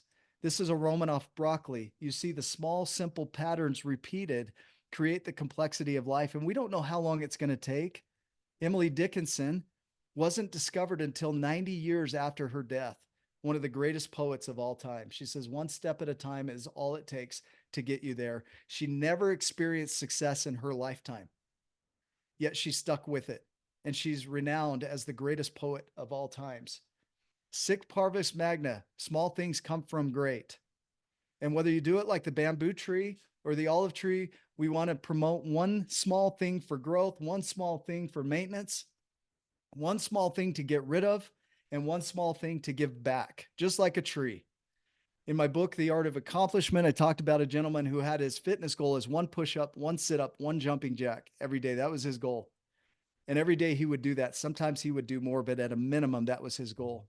And even when he was in his hospital bed, he sat there and he jumped out of bed and he did one push up, one sit up, one jumping jack. And our goals can be that simple: one thing for maintenance, one thing for growth, one thing for pruning that's no longer serving you, and one way to give back in your life. And you might see the fruits right away. Many people talk about the bamboo and how it grows underground for 3 to 5 years before it breaks through ground. And then it grows up within a couple of weeks, hundreds of feet in the air. But it only goes on to live 7 to 10 years. And our society is primed for these quick successes. But many of us are going to be like the olive tree, where it's planted and it takes 65 years for it to produce fruit. So the person that planted it might not even see the fruit, but it goes on to live 1,500 years. Vincent van Gogh, who's another favorite, says, "For great things do not just happen by impulse, but are a succession of small things linked together." He never saw success in his life, but is one of the greatest artists of all times. The olive tree, right? And I hope that you don't have to wait till after you're gone to see the fruits of your labors. But what if it takes that long? Would you stick with it? Would you persevere? Would you keep going? Laura Lunt, who went through our program, I'm going to talk about her, had a dream and vision to climb the Grand Canyon. Well, for many of us, we think, well, that's not a big deal. But for her, it is. She had 5 feet of colon removed from her body. She can't climb the Grand Canyon. She set that as her giant dream in our program. And by the end of the program, she climbed the Grand Canyon. She hiked the Grand Canyon. She determined that her limitations weren't going to limit her. And she persisted and she stuck with it. And each day she did little things to help her to break through and create that creation of climbing the Grand Canyon. And now there's nothing off the table. She's at the point that there's nothing she can't do, just like Steve Hardison. And that's available to each of us. And guys, this brings us to the root journey, or the fruit journey, the legacy, the final journey. And we're going to wrap up here, and then I'll open up for a few questions. And I'm happy to stick around after for Q&A, but I want to honor your time. So the legacy journey, this is the question I want you to sit with here for this journey, is what impact do you want to make? So we've gone from who do you think you are to who do you desire to be to what impact do you want to make in the world. The legacy journey is the fruit. It's vital. When Rit became a giant, he went back to the land of the smalls and he showed the giants, or the smalls, how to become giants. And many of the smalls learned and also became giants. That's the ripple effect that we're talking about. The legacy, the word legacy comes from legatia. It means a gift by will. It's our gift to the world. And you can give a living legacy like Steve Chandler talks about, or it can be a legacy when you're gone. These are the 5 regrets that people have. I wish I had had more courage to live the life true to myself. I wish I hadn't worked so hard. I wish I'd had the courage to express my feelings. I wish I had stayed in touch with my friends. I wish that I had let myself be happier. What is the impact that you want to make, the ripple that's going to go out from you? Pablo Picasso says that the meaning of life is to find your gift, and the purpose of life is to give it away. And how do we find our purpose? The word purpose means moving forward, and pose, meaning pause, to move forward to a place of rest, a rest stop along the way. You will have many of those. A purpose isn't the destination. It's simply a place on the map, a viewpoint, an experience, part of the journey. And how do you find your purposes?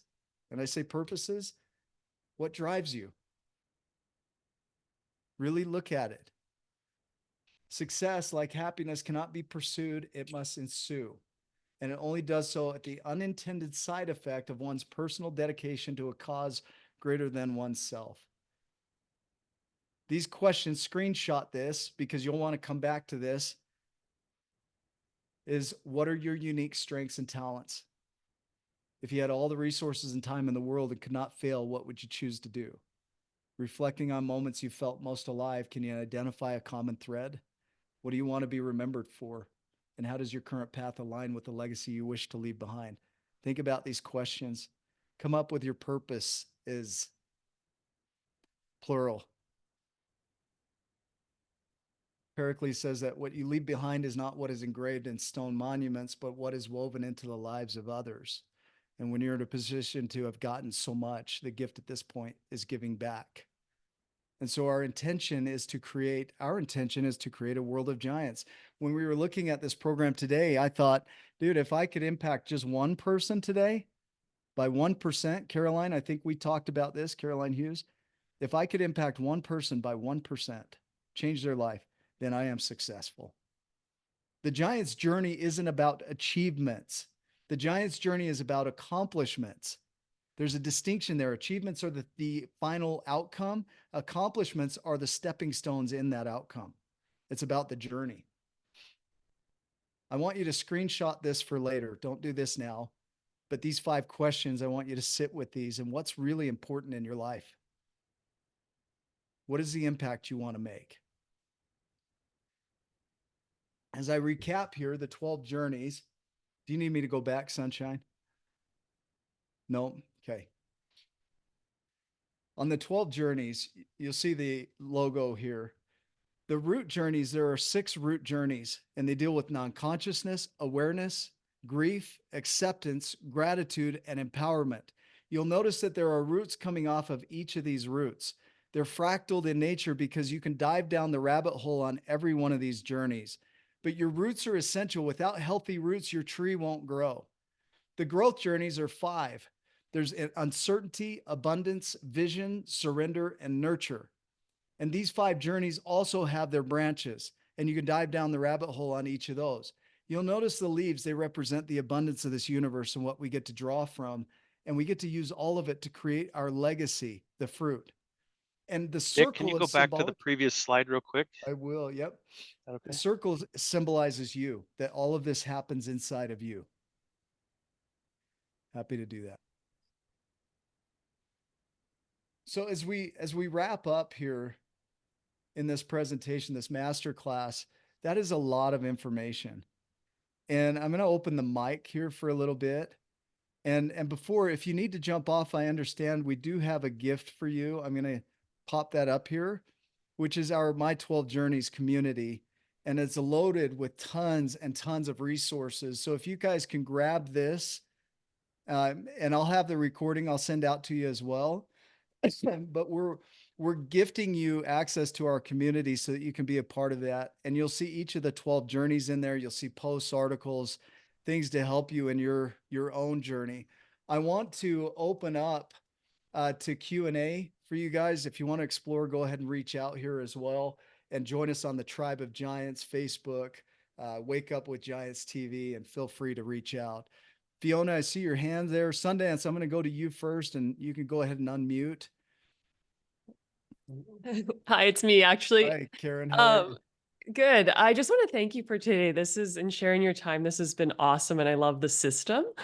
My question is, because this comes up for me a lot when you talk about vision, and I Yeah. love talking about anchoring too, the concept of what if a lack of vision is because you've anchored into the unknown and hasn't even been created yet. Because I don't get clear visions about anything. I just know so that just kind of dropped in as a question. Yeah, let's play with that for a little bit. So if you have a knowing that you're going to create this thing, so let's say it's not a clear vision, but you know it, you know it's yours. If a belief is nothing more than a knowing, and you have a belief in it, maybe it's a lesser power of knowing, but you believe that you're going to create this thing that you're stepping into, but you've never been there before. That belief will anchor you in enough to step into it, to take action toward it. Okay. And so that belief is going to be the thing that drives you. The word belief comes from the Germanic Glauben, going back to that, to hold dear. And so if your dream or intention is to hold deer, then you're going to step toward it. It just triggered a thought there, intention, right? The word intention means to stretch toward. And so you think about words of attention, intention, tending to, entertainment. They all stem from that stretch. Entertainment is between stretches. Attention is the energy you give to your intentions. So for you to lean into an intention, you got to kind of know where you're going, even if all you can do is have a little bit of faith in it, a little bit of belief in it. Might not be a crystal clear vision. Does that help? Yeah. What Yeah, do I you like hear? to say intense intention.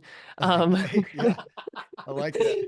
But I Yeah. do, and too, I like to play a lot. So I'll come up, like, I'll see a big vision, but then I'm always like, it's like a poker game with the universe. Like, let's Okay. see, you come back bigger, right? So I don't like say, this is what I want. I'm like, this is as big, like, this is as big as I can currently Yeah. see. And then, Ooh. like, let's see what you can come back with, universe. Ooh, So Becky Robbins was on our show and she said something similar. She says that when she sets a goal, she leaves the back door open. yeah. So, so something greater could come through. Yeah. Beautiful. Are you complete with that? Yeah. No, thank you. Thank Yeah, you. you're welcome. Thank you. Fiona? Hey, thank you, Nick. That was amazing. And I just want to kind of ride on your skirt tails here, because I think most of the people that are in this audience Can you were turn your microphone down, darling? in Birmingham. Am I really loud? No, I can hear you. You might have to move into the mic a little bit.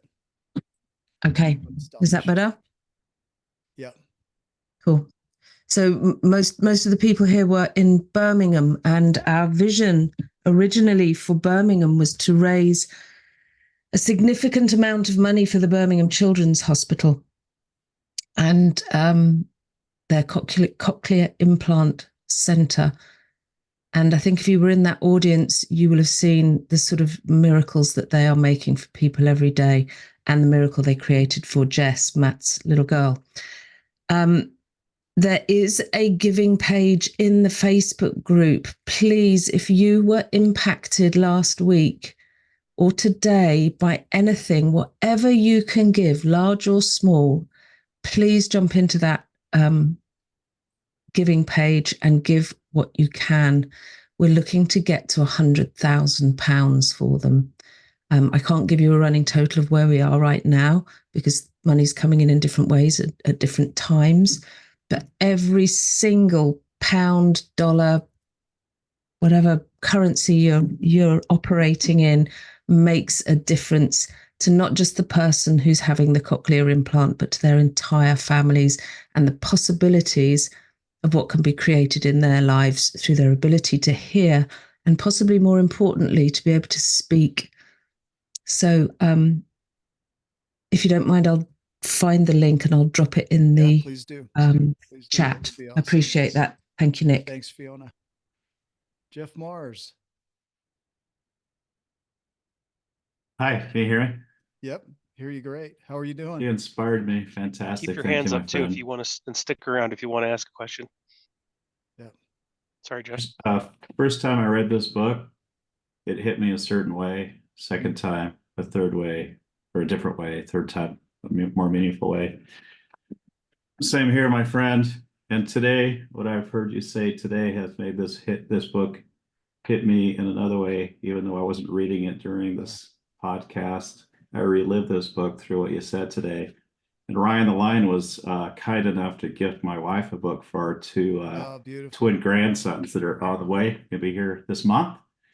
Congratulations. So when we take that book awesome. to our, when we take the book to our daughter, the thing that we like to do is read books aloud, because when you read something aloud, the way you hear it in another person's voice has another meaning. So I'm committed to reading this book to my daughter and my son-in-law this weekend. Thank you. Yeah, you're welcome. Thank you. Anything else you want to share there, Jeff? Thank you. Roberto. Quick shout out to Nick, real quick before you take another one. Everybody in here seems like they're named Andreas, so I just want to shout out to Andreas for obviously doing a lot of good work in the world, and you probably have popped onto one of his Zooms, and it has your name on it. So if that's not your name, shout out your name, and then we'll go from there too when you get called on. Roberto, go ahead there. Thank you, Ryan. Yeah, thank you. I just wanted to share into my experience of just, yeah, like being in Birmingham and then coming back to Toronto and seeing the full range of experience and how much this class slash meeting has helped. Because I've seen when I say full range of experience, I've seen the beauty of who I am. I've seen the the shit of who I am, let's say. I mean, I'm saying it like that, but not in a judgmental way, more of like it's the truth. Like I have all sides. And I really love the aspect of the class where you talked about just the true acceptance, like really being with the fact that sometimes as humans we have difficult emotions and not needing to hide that. And I think that's what I experienced from coming from Birmingham, because I was like on a high. And then I came back to Toronto and then all these big emotions came up and I'm like, well, I was that guy who like, was doing all these things and all these cool, amazing things. And then I'm back in Toronto, I have all these difficult emotions, but just like even just speaking that right now and saying the fact that like, okay, yeah, like I accept that, I have these emotions as well, really feels empowering. And I just want to thank you for bringing that point up. And You're welcome. You're welcome. That's awesome. What was your biggest, outside of that, your biggest takeaway today, besides the emotions?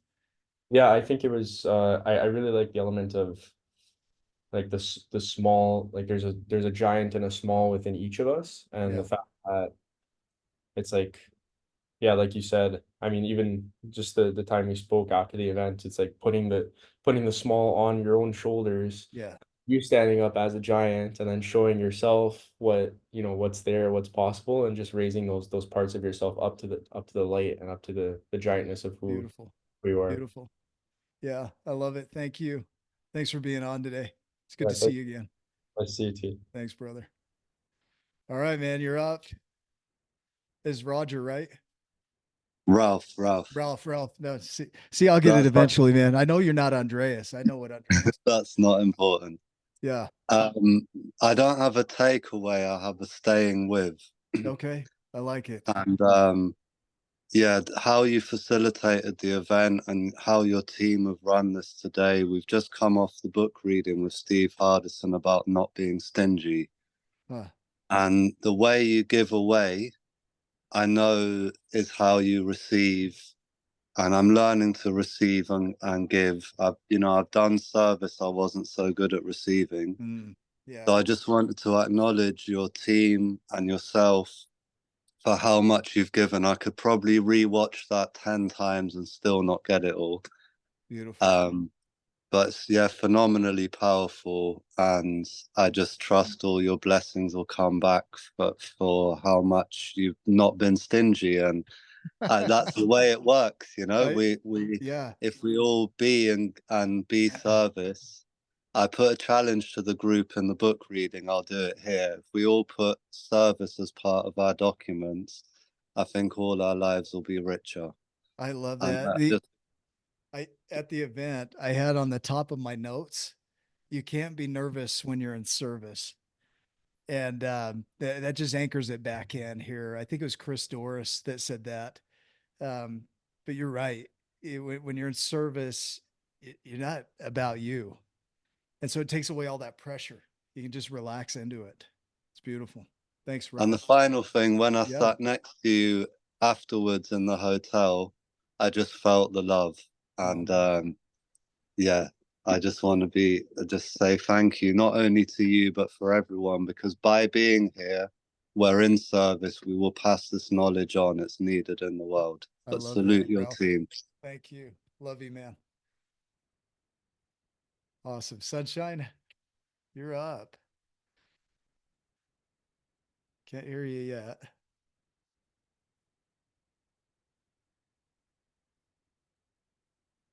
We go.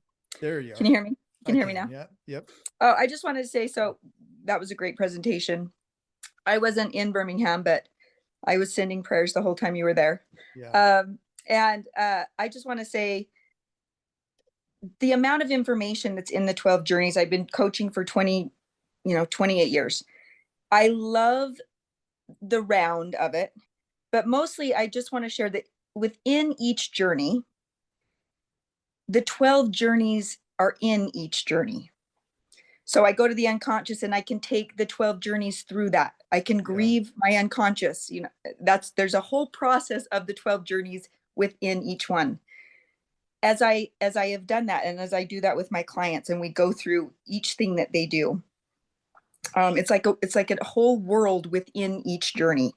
And I can also take these journeys, and I take couples. I like to work with couples and families. And that's a whole nother way to use the 12 journeys, because you know, you don't know what you have, and then you go to the next one. And Nick, what you have and what you've given it really is a gift, and to not be selfish with it and how it comes back. And it's just a beautiful, I mean, I love my scriptures, but this has become scripture in my life. And I am so grateful. And I love the people that are here.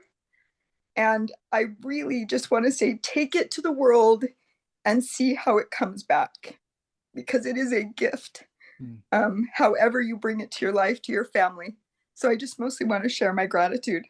And for the people that are here, share my gratitude. And any way that I can help and serve, I will. That's how it has blessed my life.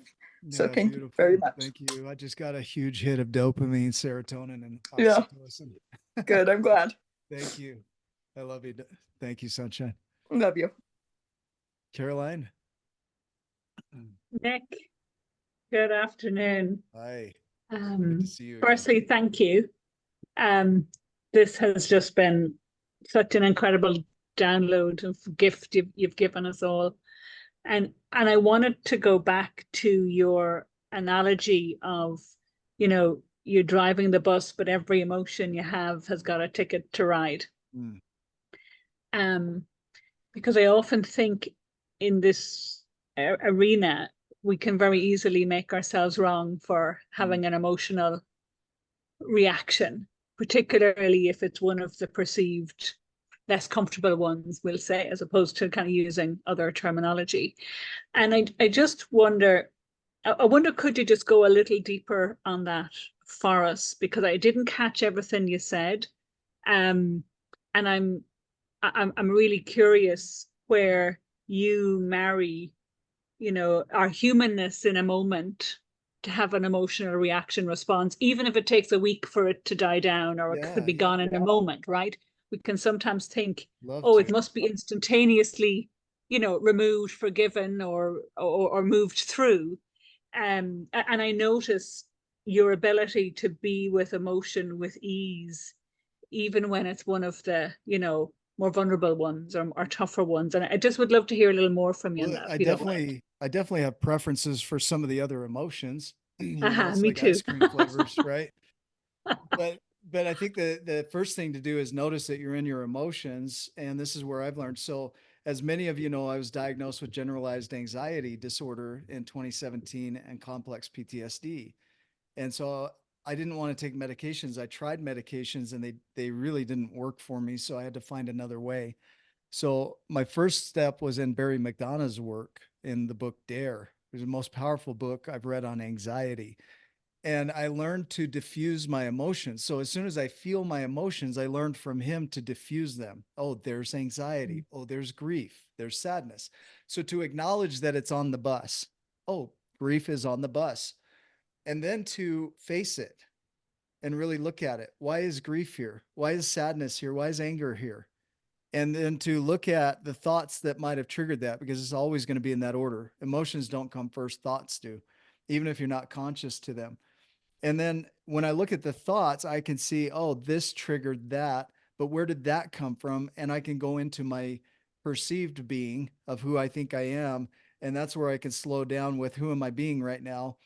And at our essence, we know there's a being there, which is our core. And then there's our perceived being, which is who we've created ourselves to be for this world, our ego. And so a lot of my suffering comes from that ego. So for me, the best thing for me to do is be really gentle with myself over even having the feelings. It's okay that I'm not okay. It's okay that I'm feeling this feeling. It's okay that I'm angry right now. It's okay that I'm having a negative thought. I'll even talk to myself, Caroline, as though I'm talking to my inner part or my inner child from Richard Swartz's work. of there's a part of me that's feeling anxious right now. Why is that part feeling anxious and how is it showing up? And then I'll talk to it. Hey, I love you. You're welcome here. I'm grateful that you're here. You don't have to go away. I've got this, just like I would have wanted as a kid. And that tends to calm the emotions down. And then as I calm down, now I have my brain back. So now I can start to work through that and shift it. But when I'm in my emotions, the only thing that I'm responsible for is to survive those emotions and anchor myself in so I don't destroy my life.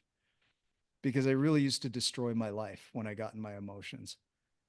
Does that make sense?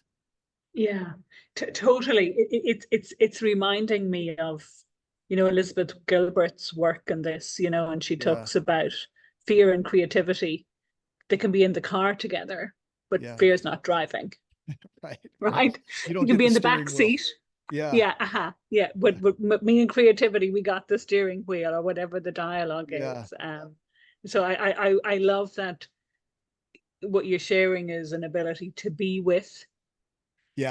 Rather than to override or Numb to out. come from. You don't have to numb it out. You don't have to run from it, hide from it. And it is a practice. I wasn't very good in the beginning. I've gotten better. And I still have my moments where it's like, I don't know if I can do this. And so I lean on people. One of my tools is to reach out to others when it's too much for me to handle alone. And so this is where the tools really come in handy, is to anchor yourself in so that you don't self-sabotage when you are in those lows, because you will be. Beautiful. Yeah. Thanks so much, Nick. This has just been an absolute abundance. What a treat you've given us. Thank you. Thank you. You're welcome. Robin, it's good to see you. And guys, I'll hang tight and answer questions until we're complete. So if you have a question you want to ask, feel free to do so.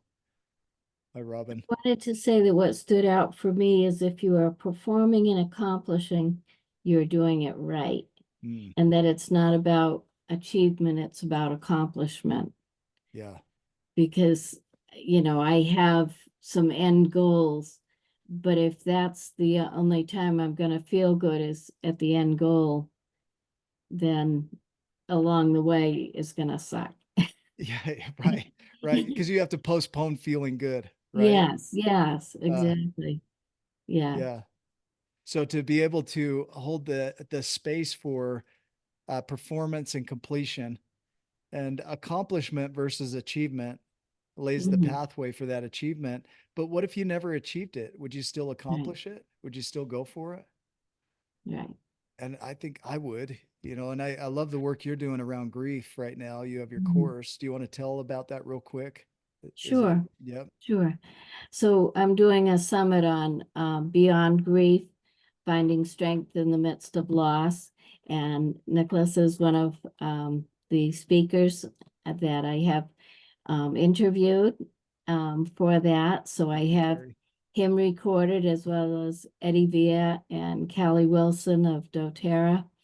And the authors of Facing the Waves, which is about working through grief with essential oils and stories of hope. And the videos are free. And then we'll later have a live summit with all the speakers on there, so you can interact with them. Yeah, if you get a chance to come drop a link, please do that. So that'd be awesome. Thank you. Hi, beautiful Andrea. How are you? Are you just coming on to say hi? You're on mute. I can't hear you. I don't know if the mic's not working.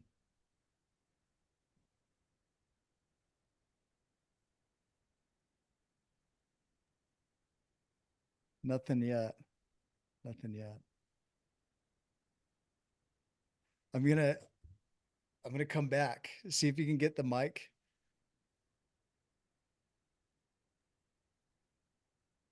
That's interesting. Yeah, it's not picking up. Are you on a headpiece? Earpiece? Maybe drop that and turn off Bluetooth. My things don't work. There now you are. hear me, huh? There you are.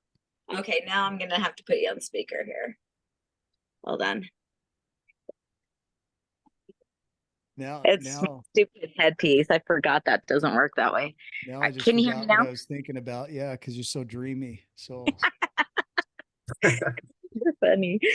I just want to say this was so exciting to see this all come together and to see how many people signed up for this. And I think I made a comment that is just so freaking awesome to see all these giant people just thirsty to learn and just create that ripple along with you, learn what you have to teach. And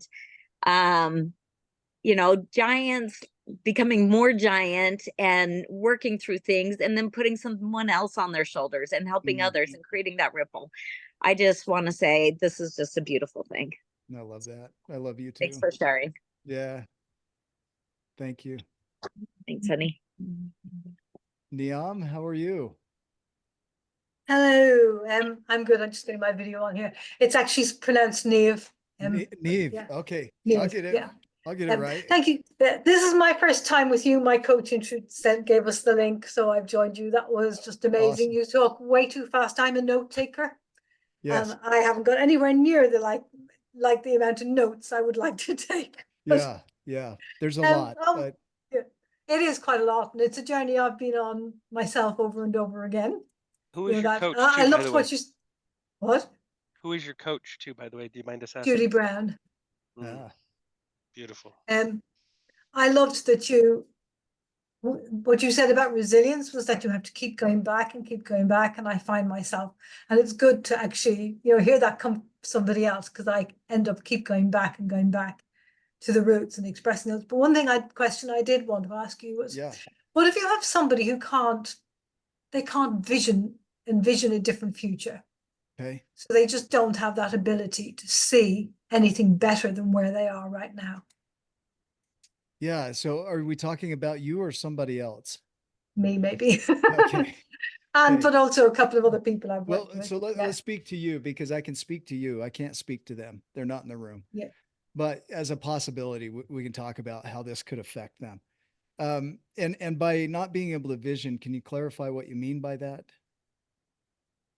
Every time I try to see a better future, I can't imagine it. It's just, and my brain just shuts it down straight away. It just says, no, that's not possible for you. Yeah. You look at all this that's happened in your life. You've done this, you failed at everything you've ever done. Why should this be any different? And it just clamps down every time. Yeah. So and I've done all the scripting, and let's play with this, because if I just go into, here are some steps for you to vision, then we're just frosting the dog poop. Yeah. And that's not what's happening here. What I hear in this is that inside of you, there's a part of you that's very protective about your future, doesn't want you to get hurt. So that part is showing up and say, but look at where you failed. Remember this time where it didn't go so well? What about this? Now, if you can hear that part, we can do something with it. But up until now, you've been non-conscious to that part. That part has been running. And this is from internal family systems that you'll see this, that part has been running non-consciously and controlling your life. So your inability to see isn't a fault of you. It's that there's a part of you that's trying to protect you. So if you could have a conversation with her and acknowledge that she's there, you might start with, hey, I see you. I can see that you're trying to protect me from feeling pain. I appreciate that. I love you. I don't need you to go away. And at the same time, I'm trying to do something here and it's really getting in the way. So I need you to let go of the reins a little bit. You can come along, you can stand on my shoulder, you can hold my hand and be a part of this, but I've got this. Your protective parts, Julie. That's right. You have a protective part that is not letting you see out of protection. And she might have been developed at a pretty young age to protect you from being hurt. Can you picture a time where she might have started? How old she was? Yeah. How old? I don't know, toddler. Yeah. It might be a chance for you to put her in your arms and love her. Give her a kiss on the forehead. Can you hear that? Yeah. What does that bring up for you? All sorts of feelings of being unloved and not wanted. And yeah. So these sensations, can you fully feel these sensations in the body? Not the emotion. Don't label it. Just feel the sensations. There's an intensity there. And embrace those too. Yeah. And if you were to talk to this part, what would you say to her? That she is loved. She is wanted. Will you say that to her? You want me to say it out loud? Sure. If you're comfortable. If Yep. you're comfortable. You are loved. You are wanted. Is it okay that she's here? She's a little scared. Okay. I can feel that. It's okay. And what can you do to support her as she's a little scared? Comfort her. Tell her it's okay. Yeah, and this might be something you come back to again and again to visit with her and show her it's okay until she knows it's okay, right? And to continue to teach her that it's okay, that you've got this. You've learned a few things since you were a toddler. Would you agree? Oh, quite a few. Yeah. Well, maybe she didn't know that. You don't need to be mad at her, because what she'll do is she'll hide away in the back room and control your life, and she won't tell you where she's at because she's afraid of you. So your goal is to bring her out gently and comfortably, right? Yeah. There's nothing in the way here, but she's trying to protect you, and she's not trying to hurt you. So I would really sit with that and sit with her in conversation and say, come along, let me show you, be a part of this. I've got this. I can do this. Does that make sense? Yeah, that does make sense. It's kind of what I bring my clients through as well, but it's quite hard to do for yourself. Yeah, I get it. And if you need to reach out to somebody, your coach can do that. I don't do one-on-one coaching right now. So, but I can have a conversation with you around that. Does that make sense? Yeah, that does make sense. Okay. Yeah.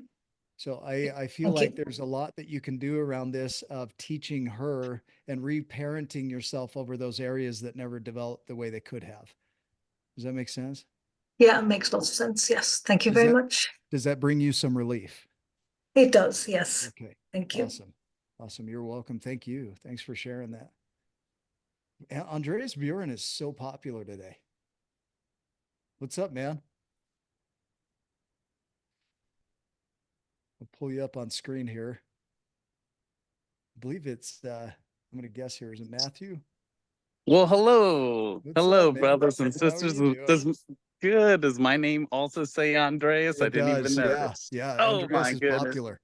Okay, I guess so. Our oneness. Let everybody know your name here. And yeah, it's good to see you. Brothers and sisters, good to see you. Thank you so much for serving us from your table today. This has been a real treat. My name's Matt Clemmer, everyone. Yeah, Matt. Oh, I'm already a cheerleader in your life. Good to see every single one of you. Oh my, so much. I was just seeing how everything's connected, how even I think it was Carolina brought up the analogy of the school bus you shared, and how every emotion has got a ticket there and deserves to ride along, and the questions around, and I love you're breaking down the compassion of being with them on the bus, but I also love the analogy that you connected to it with the bear. It's one thing, and I don't know about you all, but you could be sitting on the front seat of a bus and someone be right behind you real loud. Now, I'm sure in the back, there's someone that could be raising all kinds of, but if whoever's behind you is so loud, you won't even notice the person in the back seat. So it's who's in proximity, who you're entertaining, right? That's one thing, but we just witnessed with our sister. And so what I'm getting at is one thing for us to be on a bus with maybe emotions, people that kind of get under our skin right now. It's a whole hell of a lot better than the bus being full of bears, right?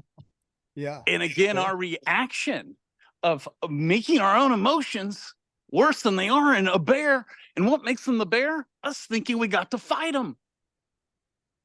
And our sister went from noticing and trying to fight a bear to, with compassion, sitting with it and realizing it's not a bear at all. It's me, my younger self. That's what was coming up for me, y'all. I love you guys. I love you too. That was beautiful. Thank you. We got another Matt. Hey, Matt Cox. Hey. Good to see you. Yeah, good to see you, Nick, my man. I like your shoes, man. You remembered. I do remember. With the Calvin Klein brothers. Yes, sir. That's amazing that you remember that. I do remember.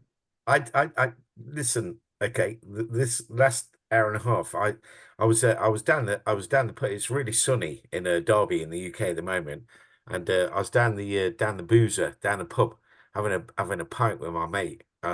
He said, let's get another beer, and I said, no, I've got to get back here.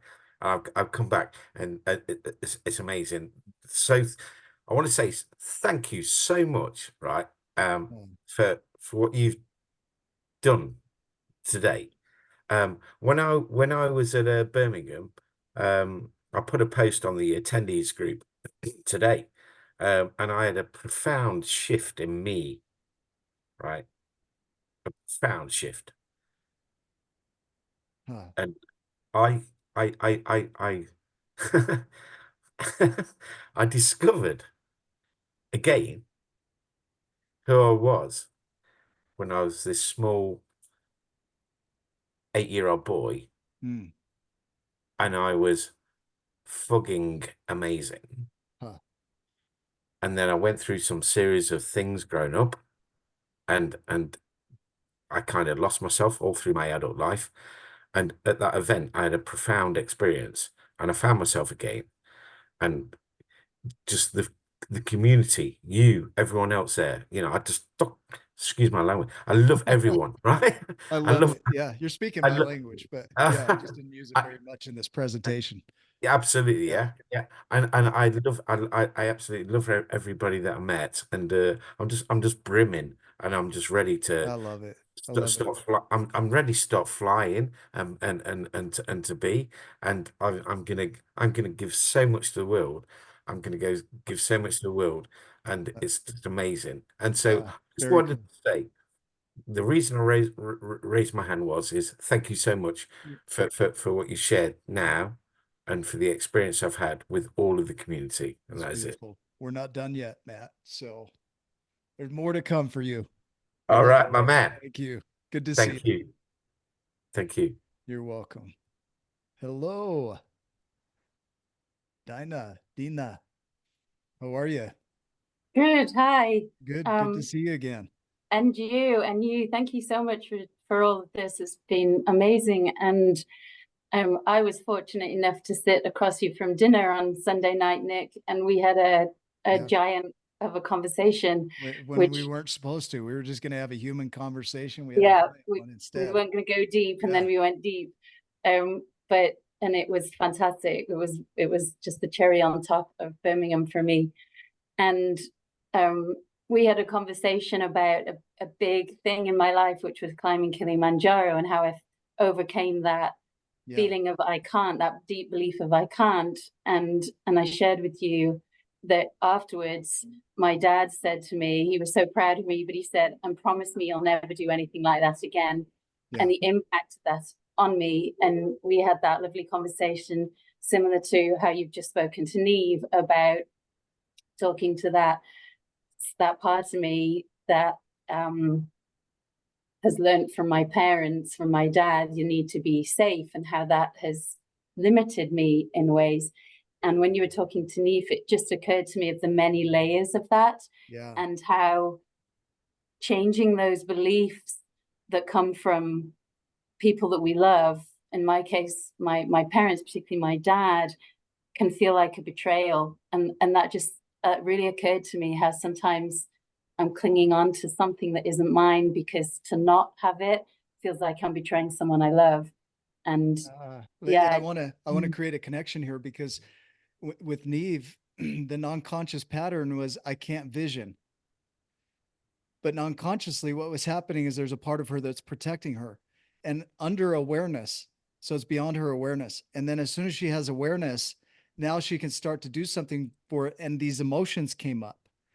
And inside of that, there's an acknowledgement of that and what was and what is. So acceptance. And then it moved to a space of gratitude. Notice that.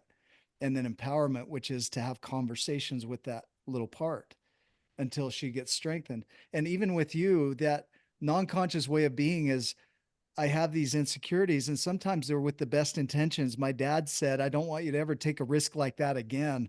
And you anchor it in as a non-conscious way of being.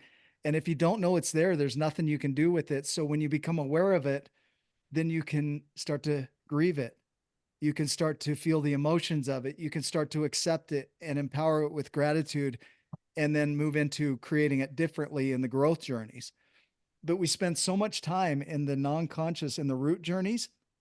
And that's where people don't want to play because it's so hard to really open up to your shadows. But that's where the work has to be done, because until you do that, when you look at the future, you see insecurity, you see fear, you see impossibility, you see limitation. And so it's essential that we get back into our roots and we heal those roots and we elevate enough. You don't have to be elevated to flawlessness, but enough to see a positive response, right? Satisfies it. And so I'm so grateful. We talked about you talking with your dad and sharing with him how much you love him and honor him. And you can't do that, right? That you can't do that for you, for your sake, that you need to do more big things in the world. And so it sounds like you may still create that. Is that right? Absolutely. And also you just connected a dot for me, because the emotion that comes, and I'm very emotional, you know, I'll talk openly about what's vulnerable for me, and I'm very emotional. You've just connected the dot of that's part of the grieving process, you know, and to really allow that. Yeah. So beautiful. thank you. You're welcome. Anything else you want to share?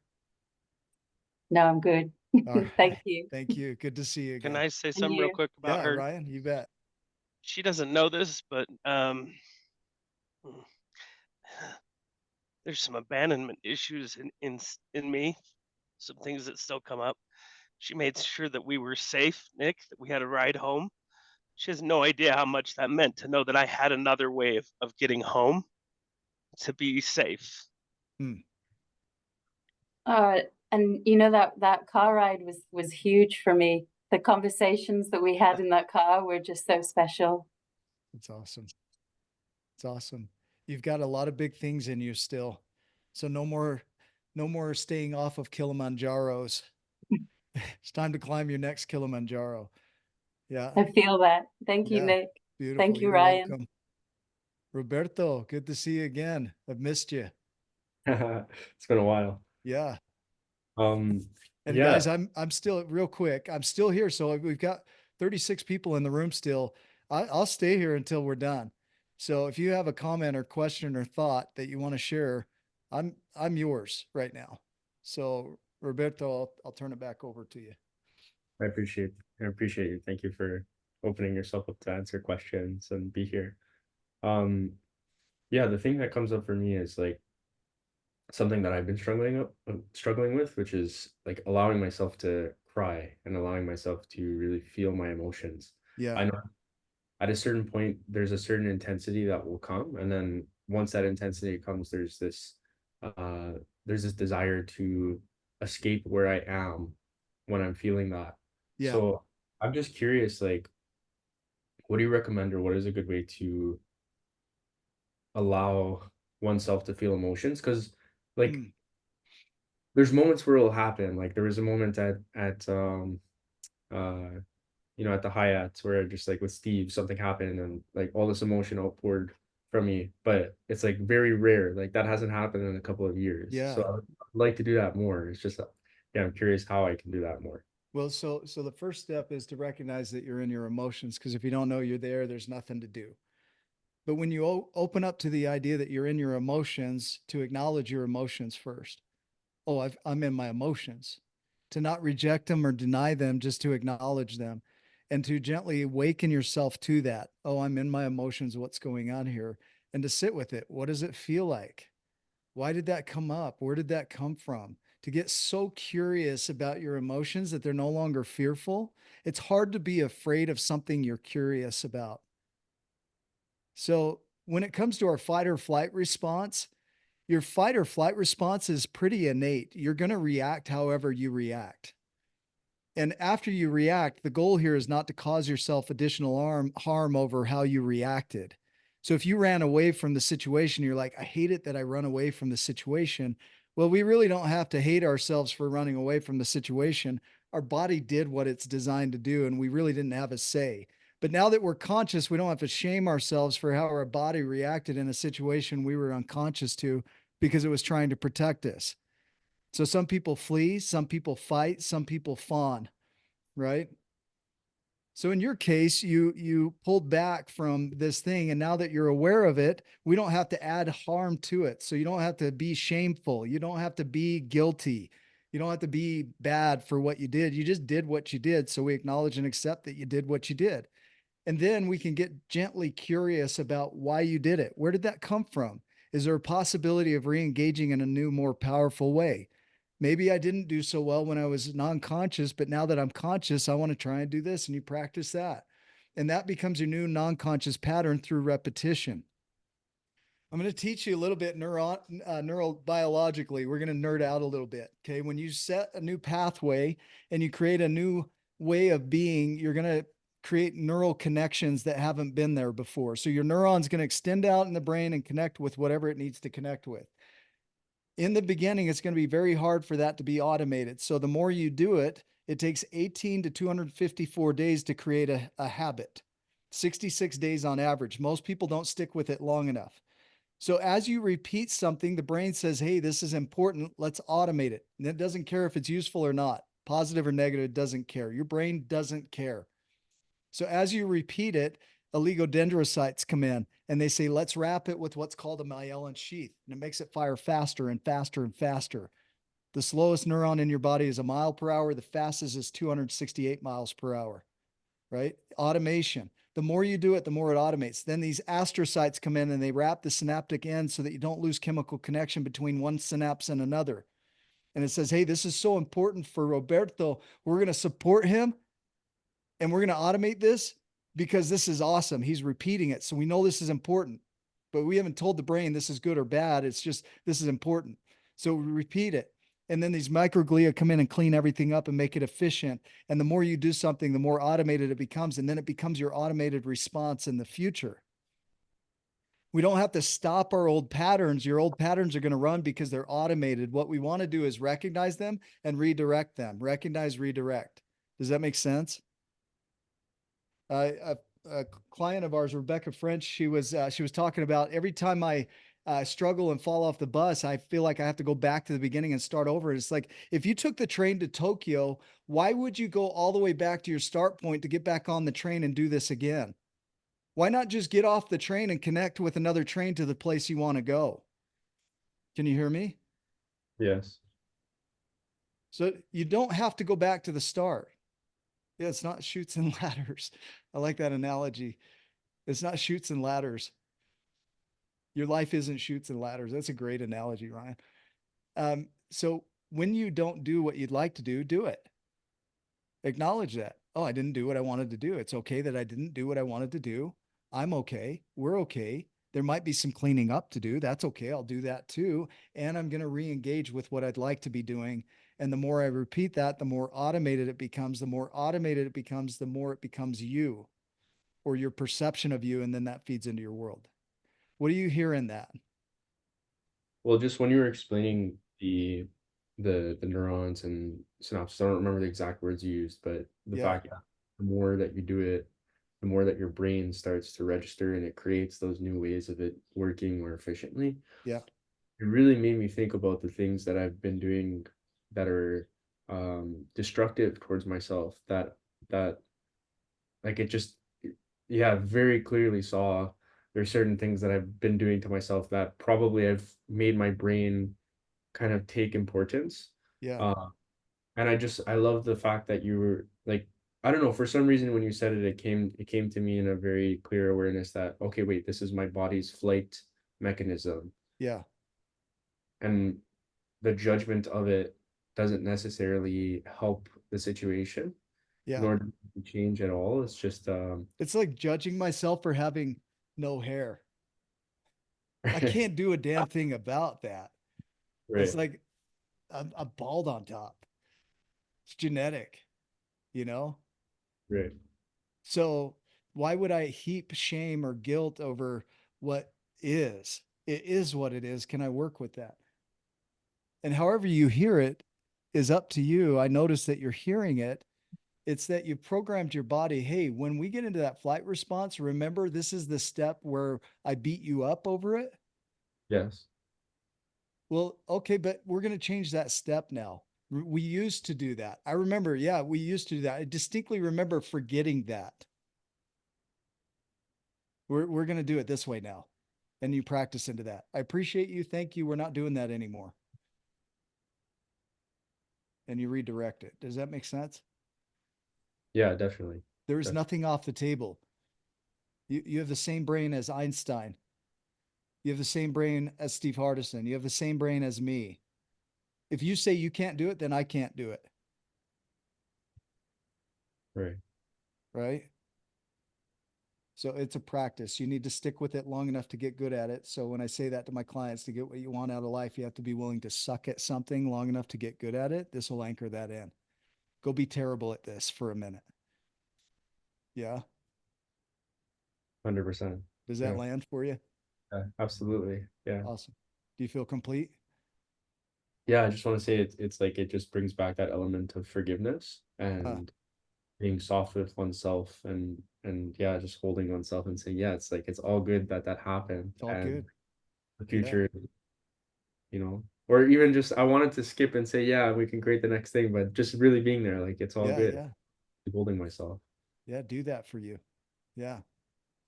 Thank you. I love it. You're welcome. Thank you. Elizabeth, how are you? I am awesome. How are you guys? I'm good. Good to hear. Good to hear you. Oh. I'd say see you, but I see your name. So good I to know. hear you. Oh, I know. I've got my camera off. So Yeah, you're good. I just want to say thank you so much. There were so many amazing things that came from this. And all of Team Tuck who wasn't able to be here is fully on board with watching this replay already. Cool. They're so disappointed that they couldn't make it. But I just want to say, like, the way that you presented this information, like it just hits so hard, for so many, but it's absolutely the permission that so many need to love themselves, forgive themselves, and move forward and to become that gift. And it's just so beautiful and magical the way that you put it out there, because so many people need to know it's okay to feel those feelings and to know that there's so much more. We are freaking magical. And just the way that you present it, it hits home for so many. So I just wanted to say thank you for that. And I can't wait to share this with so many, because there are so many people in my community who are struggling. And even at church today, I had a lady come up to me, and give me a big hug. I'm like, how are you? She's like, I'm not doing great, but I'm like, okay, then let's connect. So this, again, will be something that I will probably share with her that'll just hit home for her family, all the people that she serves within like public education. Oh, that's beautiful. That's beautiful. Yeah. More gold. With it, yeah, I love hearing that. Thank you. That's beautiful. Thank you, Elizabeth. Sunshine, you're back. How are you?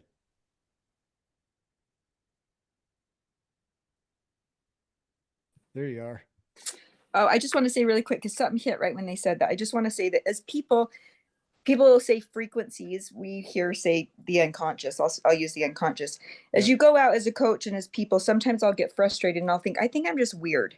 Nope. I mean, I am weird, but people will say that they're not understanding what I'm saying, or they're not getting it. It's just because they're unconscious.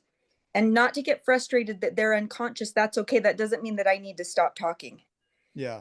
I'm unconscious in different things. And it doesn't mean I need to talk louder or different, or someone else will catch them in a different way at some point. That's what will end up happening. But in the journeys, a lot of times, and then I'll find myself talking louder. I'm to the point where I'm screaming. That's not what needs to happen. It's not that they're not deaf, that they're not dumb. It's just that somebody else in a different way will say it in their way. Like a couple times I've heard people say, wait, you said it in a way that I heard it. You woke me up from unconsciousness. It woke me. And that I surrender that someone will say it in a way that it's usually, what's interesting is it's the people I love the most that aren't hearing it. They're unconscious. And that is really painful to me. But they've also been hearing my voice all this time and hearing the way that I say it the same way. And so they fall unconscious. And so no matter how loud I say it, they don't hear it. Yeah. And so I've just surrendered, because in alcoholism, which is a lot of what I talk about, they're stuck and they're unconscious in a drug addiction. So I'm a widow. My husband died of drug and alcoholism. And I could have screamed, and he just can't hear. He was just unconscious. And sometimes that happens. And I think that's just important that we know it's nothing that I'm doing. It's nothing that I'm doing. Sometimes they just have to hear it a different way. And sometimes they don't hear it in this life. Yeah. And then we grieve that. We go through these journeys. So I don't know, I just felt called. I feel like I need to say that. Yeah, it's okay that they're in the unconscious, right? That's okay. Sometimes that's the least painful place to be. And it's okay that they're there. Yeah. So yeah, thank you. Love you, my friend. Thank you. Love you too. Sundance, we're back. Good to see you again. I love the repetition here. You're on mute there. Apologize. I said I'm back with a brand new attack. I really appreciated, first of all, what Sunshine just shared. Last night we were actually sitting around with friends and talking about that exact thing, you know, trying to help or support people. And in that way of being, that it's not getting through. And on top of it, they just totally separate from us, you know? And it's like, even just as someone, as a coach and a friend, that has a community, even that on my own side, being like, why did this person totally disappear and just block me? Like I thought I was trying to help them, right? And it's such an interesting thing to actually experience. Yeah. And without, I don't want to even judge it as them being unconscious, right? It's like, well, look, they're all walking around unconscious now, right? It's like there's some forgivingness in that. I like that. I think the you know, for me, when my awakening, I had many. You know, Steve Hardison was one back in 2009. That was an awakening moment. And then I went back to sleep. And in 2018, my life started getting hard. My relationship started getting hard. And in 2019, I got divorced. And that was a punch in the face, a wake-up call. And I needed that. And I wish I didn't need that, but I needed that. And that woke me up again. And I haven't fallen back asleep. And so it's individual, the journey. I don't know, you know, where people will wake up or what will wake them up. And what we try to provide is when you do wake up, we want to provide you a framework that helps you to navigate that, because waking up can be its own challenge. Yeah. So I do have a question for you. Thanks for sharing. Yeah. Hazel, my eyes are hazel. Is that what you're going to ask? It was, because I can't, I was, you take your hat off and come closer to the camera. So yeah. No, go ahead. So you mentioned in your journey, I think it was about 2009, that you were on welfare. And so part of my story is I relate to that. I was a kid that grew up with a single mom on welfare. Yeah. And that's something that continues to, I think, recycle itself with me. Yeah. Okay. I think I can, because I've extended into that, I've come from that pit, it seems like at times, right? Yeah. That I can, it's always sort of in the back of my mind. Oh, you know, that could happen again. You know, and I'm wondering, what does the giant in me get to do today to speak to that? So, yeah, this is beautiful because I can relate to that, you know, that cycle. I think where we get stuck is in the judgment. Here's a couple of things I'm going to hit on. First, the judgment of ourselves for being in that. So if I go into comparison and I'm looking at myself in relation to the ideals I have for myself, and I find myself wanting, then I'm really sad about not being where I'd like to be. And then I look at others and I see them and they're succeeding in my perception of what I think success is. And I find myself wanting. And so I suffer and I have anxiety around that. and sadness around not measuring up to what I think they might think of me and what I think about where I should be in comparison to them. So I feel my insecurities. And so I find myself in judgment in two areas, from myself and from what I think others might think or where I think I should be in relation to them. And so I'm not satisfied with where I'm at, and I'm not okay with where I'm at, and I'm pissed about where I'm at. And so this becomes a fight of trying to get rid of where I'm at. But no amount of that will change the fact that I am where I am. Like I could deny it to the end of my days and it wouldn't change it that that's what was or that's what is. It just simply is. So the acknowledgement of that is the first step of it is where you are. It is happening in your life. That does come up for you. But to make yourself wrong over it doesn't make that better. It just simply adds suffering to what is. Right? Because what is. And you have hopes that the people that you're with can handle what is. Because maybe it isn't your ideal. Maybe you would like to be more. You would like to create more, but what is isn't that yet. Right? So then you get into this space of trying to control what is. So we'll talk about control. You're not surrendering. You're not allowing what is to be, and you're not allowing that to be a part of the process. And you're also not resigned to it. But when you control it, you're not just not resigned to it, you're forcing it to be something that it needs to be. So you're also creating suffering. Because I think in control, we create suffering. Is this making sense? It's in that space of letting go. Okay, as an example, I think I'll open up a little bit here. How am I going to get to the UK? I buy a ticket. I didn't have the money to go to the UK. I just bought the ticket. I'll be there. I don't know how. I just trust it'll work out. Somebody paid for my ticket to the UK, right? Because of that purchase of the ticket to the UK, I got to speak in front of 300 people. Those 300 people, half of them joined me today in this masterclass, right? All from letting go. Like I didn't have to control that. I couldn't have played this out better in my mind. It's beyond what I could have imagined. Being able to sit up there and speak in front of 300 people that want to be there, for you to be able to sing in front of 300 people that want to be there and share your gift with them. What an incredible thing. We look past the blessings that are there for the thing that we think should be. And then we miss out completely on the joy of it. But you're fucking incredible, dude. To listen to you on stage, right? To have me be able to go up there and speak and share and have people have impact from that came from the unknown. I couldn't have played that out.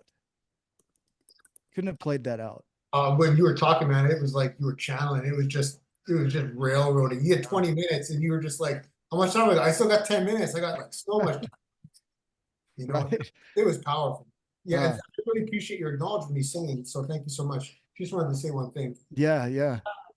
So I'm just fascinated by this whole Birmingham thing. I really wanted to be there. I was at home taking care of 11 cats, but yeah. So I just wanted to share a piece of what I saw on my end. So when the stage, I heard it was going to be 3,500 stage. So I had this picture in my head of what it was going to look like for him. And then he said, there are 350 people. And I felt that initial wanting to be, the disappointment, but I don't believe in that, right? It's not part of my belief system. So I was like, what does this mean? And we've been talking about 10xing things, right? Like it's a big part of our, and I was like, holy shit, you guys. I lost your voice there. Sorry. Yeah. Where'd you lose me? Yeah, you're back. There you are. Okay. Start again. Let's just start again. Okay. The theater. Okay. Better. Yeah. Okay. So he said it was a 3,500 person theater. And then he told me it was 350. And I felt this initial of this like disappointment wanting to come in. I was like, no, that's not how my universe works. That's not how it works. So I was like, okay, what is this then? And so what came in through for me was that we've been talking about 10xing things. Yeah. And I was like, holy shit, you guys inverted it. You like pulled it back. And that's what a star does, like when it dies, but then becomes like a brand new galaxy. So like, that's how I see Birmingham, for whatever you guys created energetically. Like my interpretation is that you all came together, because now all of you that were there, I don't even know what you guys are up to, but you're all like these like exploding new galaxies or whatever. Oh That's how man, I see that just hit. Yes. Yes to that. I received that. and Sundance, this is the trusting that you and I get to do. Yeah. Right? Because we can't see and we like to see. We like to know what's next. And so embracing the unknown and the surrender in the unknown is you and I don't get to know how this plays out. Yeah. Right? Yeah. All we get to do is show up. You know, we talked about in the show this morning with Marion Heil, and we talked about the ripple. And I said, some people jump in and they touch the water and they create a ripple that way. And some people are like cannonball into the water. And it doesn't matter how you get in the water, just get in the water. And our responsibility is not the ripple. Our responsibility is getting in the water and creating the ripple. Right? So in my ideal world, 10 years ago, this would have been easy. I would have been successful in my book, but it took me 15 years to grow into the 12 journeys. It wasn't even a thing. It wouldn't have been possible back in 2011. Right? This masterclass wouldn't have been a thing because I had a lot of growing and learning and healing to do, still healing. But it started the process. So Vincent van Gogh, thinking of him, never saw success in his life. Right? You think about that. Would you still act anyway? Would you still go out there and share your voice anyway? Your voice is incredible. And I'm going to spend a minute here.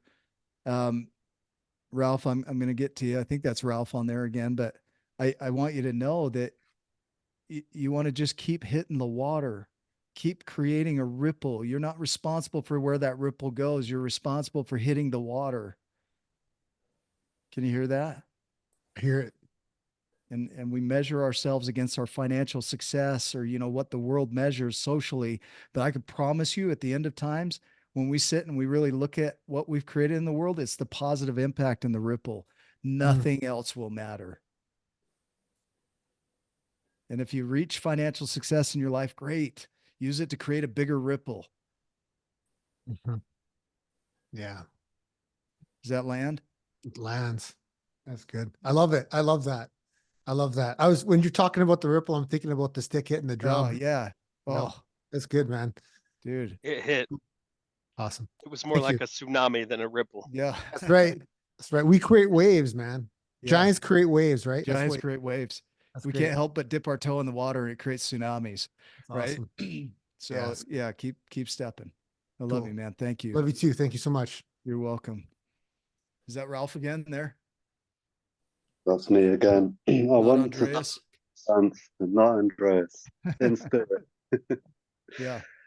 Yeah, I've had that struggle that I did service and I did EMDR therapy on Thursday. So I left Birmingham. I thanked the hotel staff. I went and facilitated Newham Fathers with a Purpose that evening about being, because the facilitator dropped out. Then I did EMDR therapy regarding a childhood trauma or a teenage adolescent trauma. I was arrested by the military police when my dad was the deputy head of the school. And it was crystal clear why I work with youth and young people. But they don't necessarily have money, and I haven't been able to, well, I haven't been particularly good at monetizing what I do, but I know the service can't stop. So I just wanted to appreciate that conversation. Yeah. And my question, or because I'm here as me, but I'm also a father of a 19-year-old, and I'm also on the panel for being for young people. Yeah. So, you know, they have so much learning ahead of them, and that's the beauty, but they often have the fear of they're not far enough. And, you know, they're not good enough, and all of the judgments they have. So a lot of what's been said today has landed, and watching the replay with my son will be powerful. Yeah. But is there one thing in your experience that helps young adults or teenagers and young adults really learn to love and accept themselves? Is there a giants and smalls for the age group? And it's maybe an unfair question, giants and smalls. It's not an unfair question. And we've seen people have impact at age 4 and 74. So it really doesn't matter where they are in the process. It's about recognizing that the giants and the smalls, the book is a metaphor of our inner world. And when people can see that, then they start to step into their giantness, not from wanting to be rescued from their world, but by knowing that they're going to be the ones that rescue themselves from their world. And they're also supported. They're not alone in that. But we don't lift them out. If you notice, the giant doesn't go to the land of the smalls, pluck them out and stretch them into giants. Right? Yes, like Steve says, observe, don't absorb. And obviously with your own child, it's difficult. My son's got eczema. It flares up. Yeah. But for the sake of all young people, we see them fight and battle with themselves. Yeah. And I don't want to save him. And being his dad, he probably least wants to listen. But I've actually got a solution to my own problem, which I wanted to share. Yeah. Which I'm creating an intergenerational men's group from Damien down to my son, or through to my son, and even a younger man that came and stayed with me after the event from Germany, so that if he doesn't receive it from me, he can receive it from someone closer to his age. Beautiful. So I've got my own solution and my own question, but I'm also going to buy the book. Yeah, and go through these 12 journeys again and live them and live them and live them. It's a repeat. It's a repetition. If you need help with that, we have programs for that. You could take everything that we learned today and we could never have another conversation in our life and you will become a giant. Now, what we do is we help facilitate that and we help anchor that in more quickly. So that's where our programs come in to support you. So, but for some people that's not accessible right now, and that's okay. So we try and find ways to support you with Wake Up with Giants TV, the Tribe of Giants, with this, to make sure that it's accessible at all levels. And we also have other programs as well that will help you accelerate that. So I think for you, start living these journeys for yourself and let him witness that. Let him witness it. And don't measure yourself by your achievements, measure yourself by your accomplishments. Because you're doing a lot better than you think. Thank That you. makes sense. And we will have many more conversations. I love it, dude. Well, we got people in the room still. Is there anybody else that needs to share? Anybody else that has something on their mind? If not, we'll wrap up and we'll call this complete. Says, yeah, no, or is that clapping? I like the claps too. Oh, yeah. Yeah. You all should beautiful. clap for yourselves because showing up and just being there for you is amazing. Good job. I am. There you are, Alex. I don't understand the emojis today. Yeah, you're doing good. Did you have a comment or a thought? I'm just letting this whole event just pass through me. Mm. It's like a beautiful wave of movement, washing, flow. Mm. It's just a beautiful, really, it's a really beautiful event, Nick. Just beautiful. Thank you. Really, really beautiful. And there's so much I want to say, but there's no words, so I can't say them. You're good. I appreciate you being here. Yeah. Just let it sink in, right? Yeah, but it's just, I love it. Yeah, we all need a little more of that, dude, right? Bring it in. Well, guys, thank you. Let's go ahead and wrap up at this point. And Julie, thank you for being here as well. Oh, Sunshine. Yeah. One more comment. I just want to say really quick. Yep. Sometimes when I'm looking at everybody, like I just have, you see it from, everybody will say, well, you hone in and you look at it like from this point of view right here. But then when I zoom out and I call it from, like, I see it from the space point of view. Mm. And I see the ripple effect. I'm seeing the ripple effect from that point of view, even from a monetary point of view. I may not be the person that receives the millions of dollars. I don't measure it in money. That's not who I am. I measure it in love. That I love love. Love is my thing, right? Love.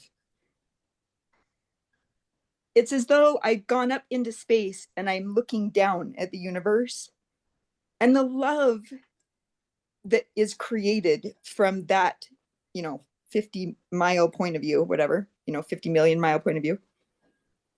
It's so huge. The money point of view, the love point of view, the hope point of view, the gratitude point of view, as it passes through people, it's so immeasurable. It's not just about what I'm giving to one person, it's that person to the next person. So it's the ripple. And I may never receive it in money or monetarily, but that's not what matters, right? It's what you're giving in your legacy. I hope that my legacy is love. And now my own children may never receive that love, but I know that they'll receive the love from the people that I have loved. Yeah. Yep. And I feel that in this call, right? I know that you guys are receiving my love. I feel it. And I am receiving yours. I used to think that was a bunch of hogwash that we could do this on the computer, by the way. Yeah. And now I know that love, it is much bigger than space and time. It is. Much bigger. It beats space and time. No space and time can overrule love. And so I'm grateful for that. So I just wanted to say, the ripple is what is so beautiful. Yeah, thank you. That's a great way to wrap everything up and package it. So thank you for all of you. Just thank you for being here. Thank you for listening to this from you. And you'll go out and create your own ripple in a unique way that I can't. It's not mine to take out there the way you're going to take it out there. Like Sundance, I think of your talent and your ability to deliver a message the way you can. I can't do that. That's not my gift, right? But the framework, the 12 journeys, gives you a way to be able to do more of that and love the shit out of yourself while you're doing it. So I'd invite you to go back through. This is a long session here. You can watch it at double speed now, which is kind of cool. So do that. You're good. I'll be honest, that's what I do. So go back through and watch it and capture the goodness out of it. What lands for you, and then go take that into your world. And if we can support you in any way, reach out to us and let us know. So thank you all for being here, and go make it a giant day. Talk to you soon. Thank you so much. Love you all. Thanks, Thank Nick. you. Thanks, Ryan. Thank Amazing. you. Thank you guys. you. Thank you. Buddy, Thank you so you. much. It was beautiful.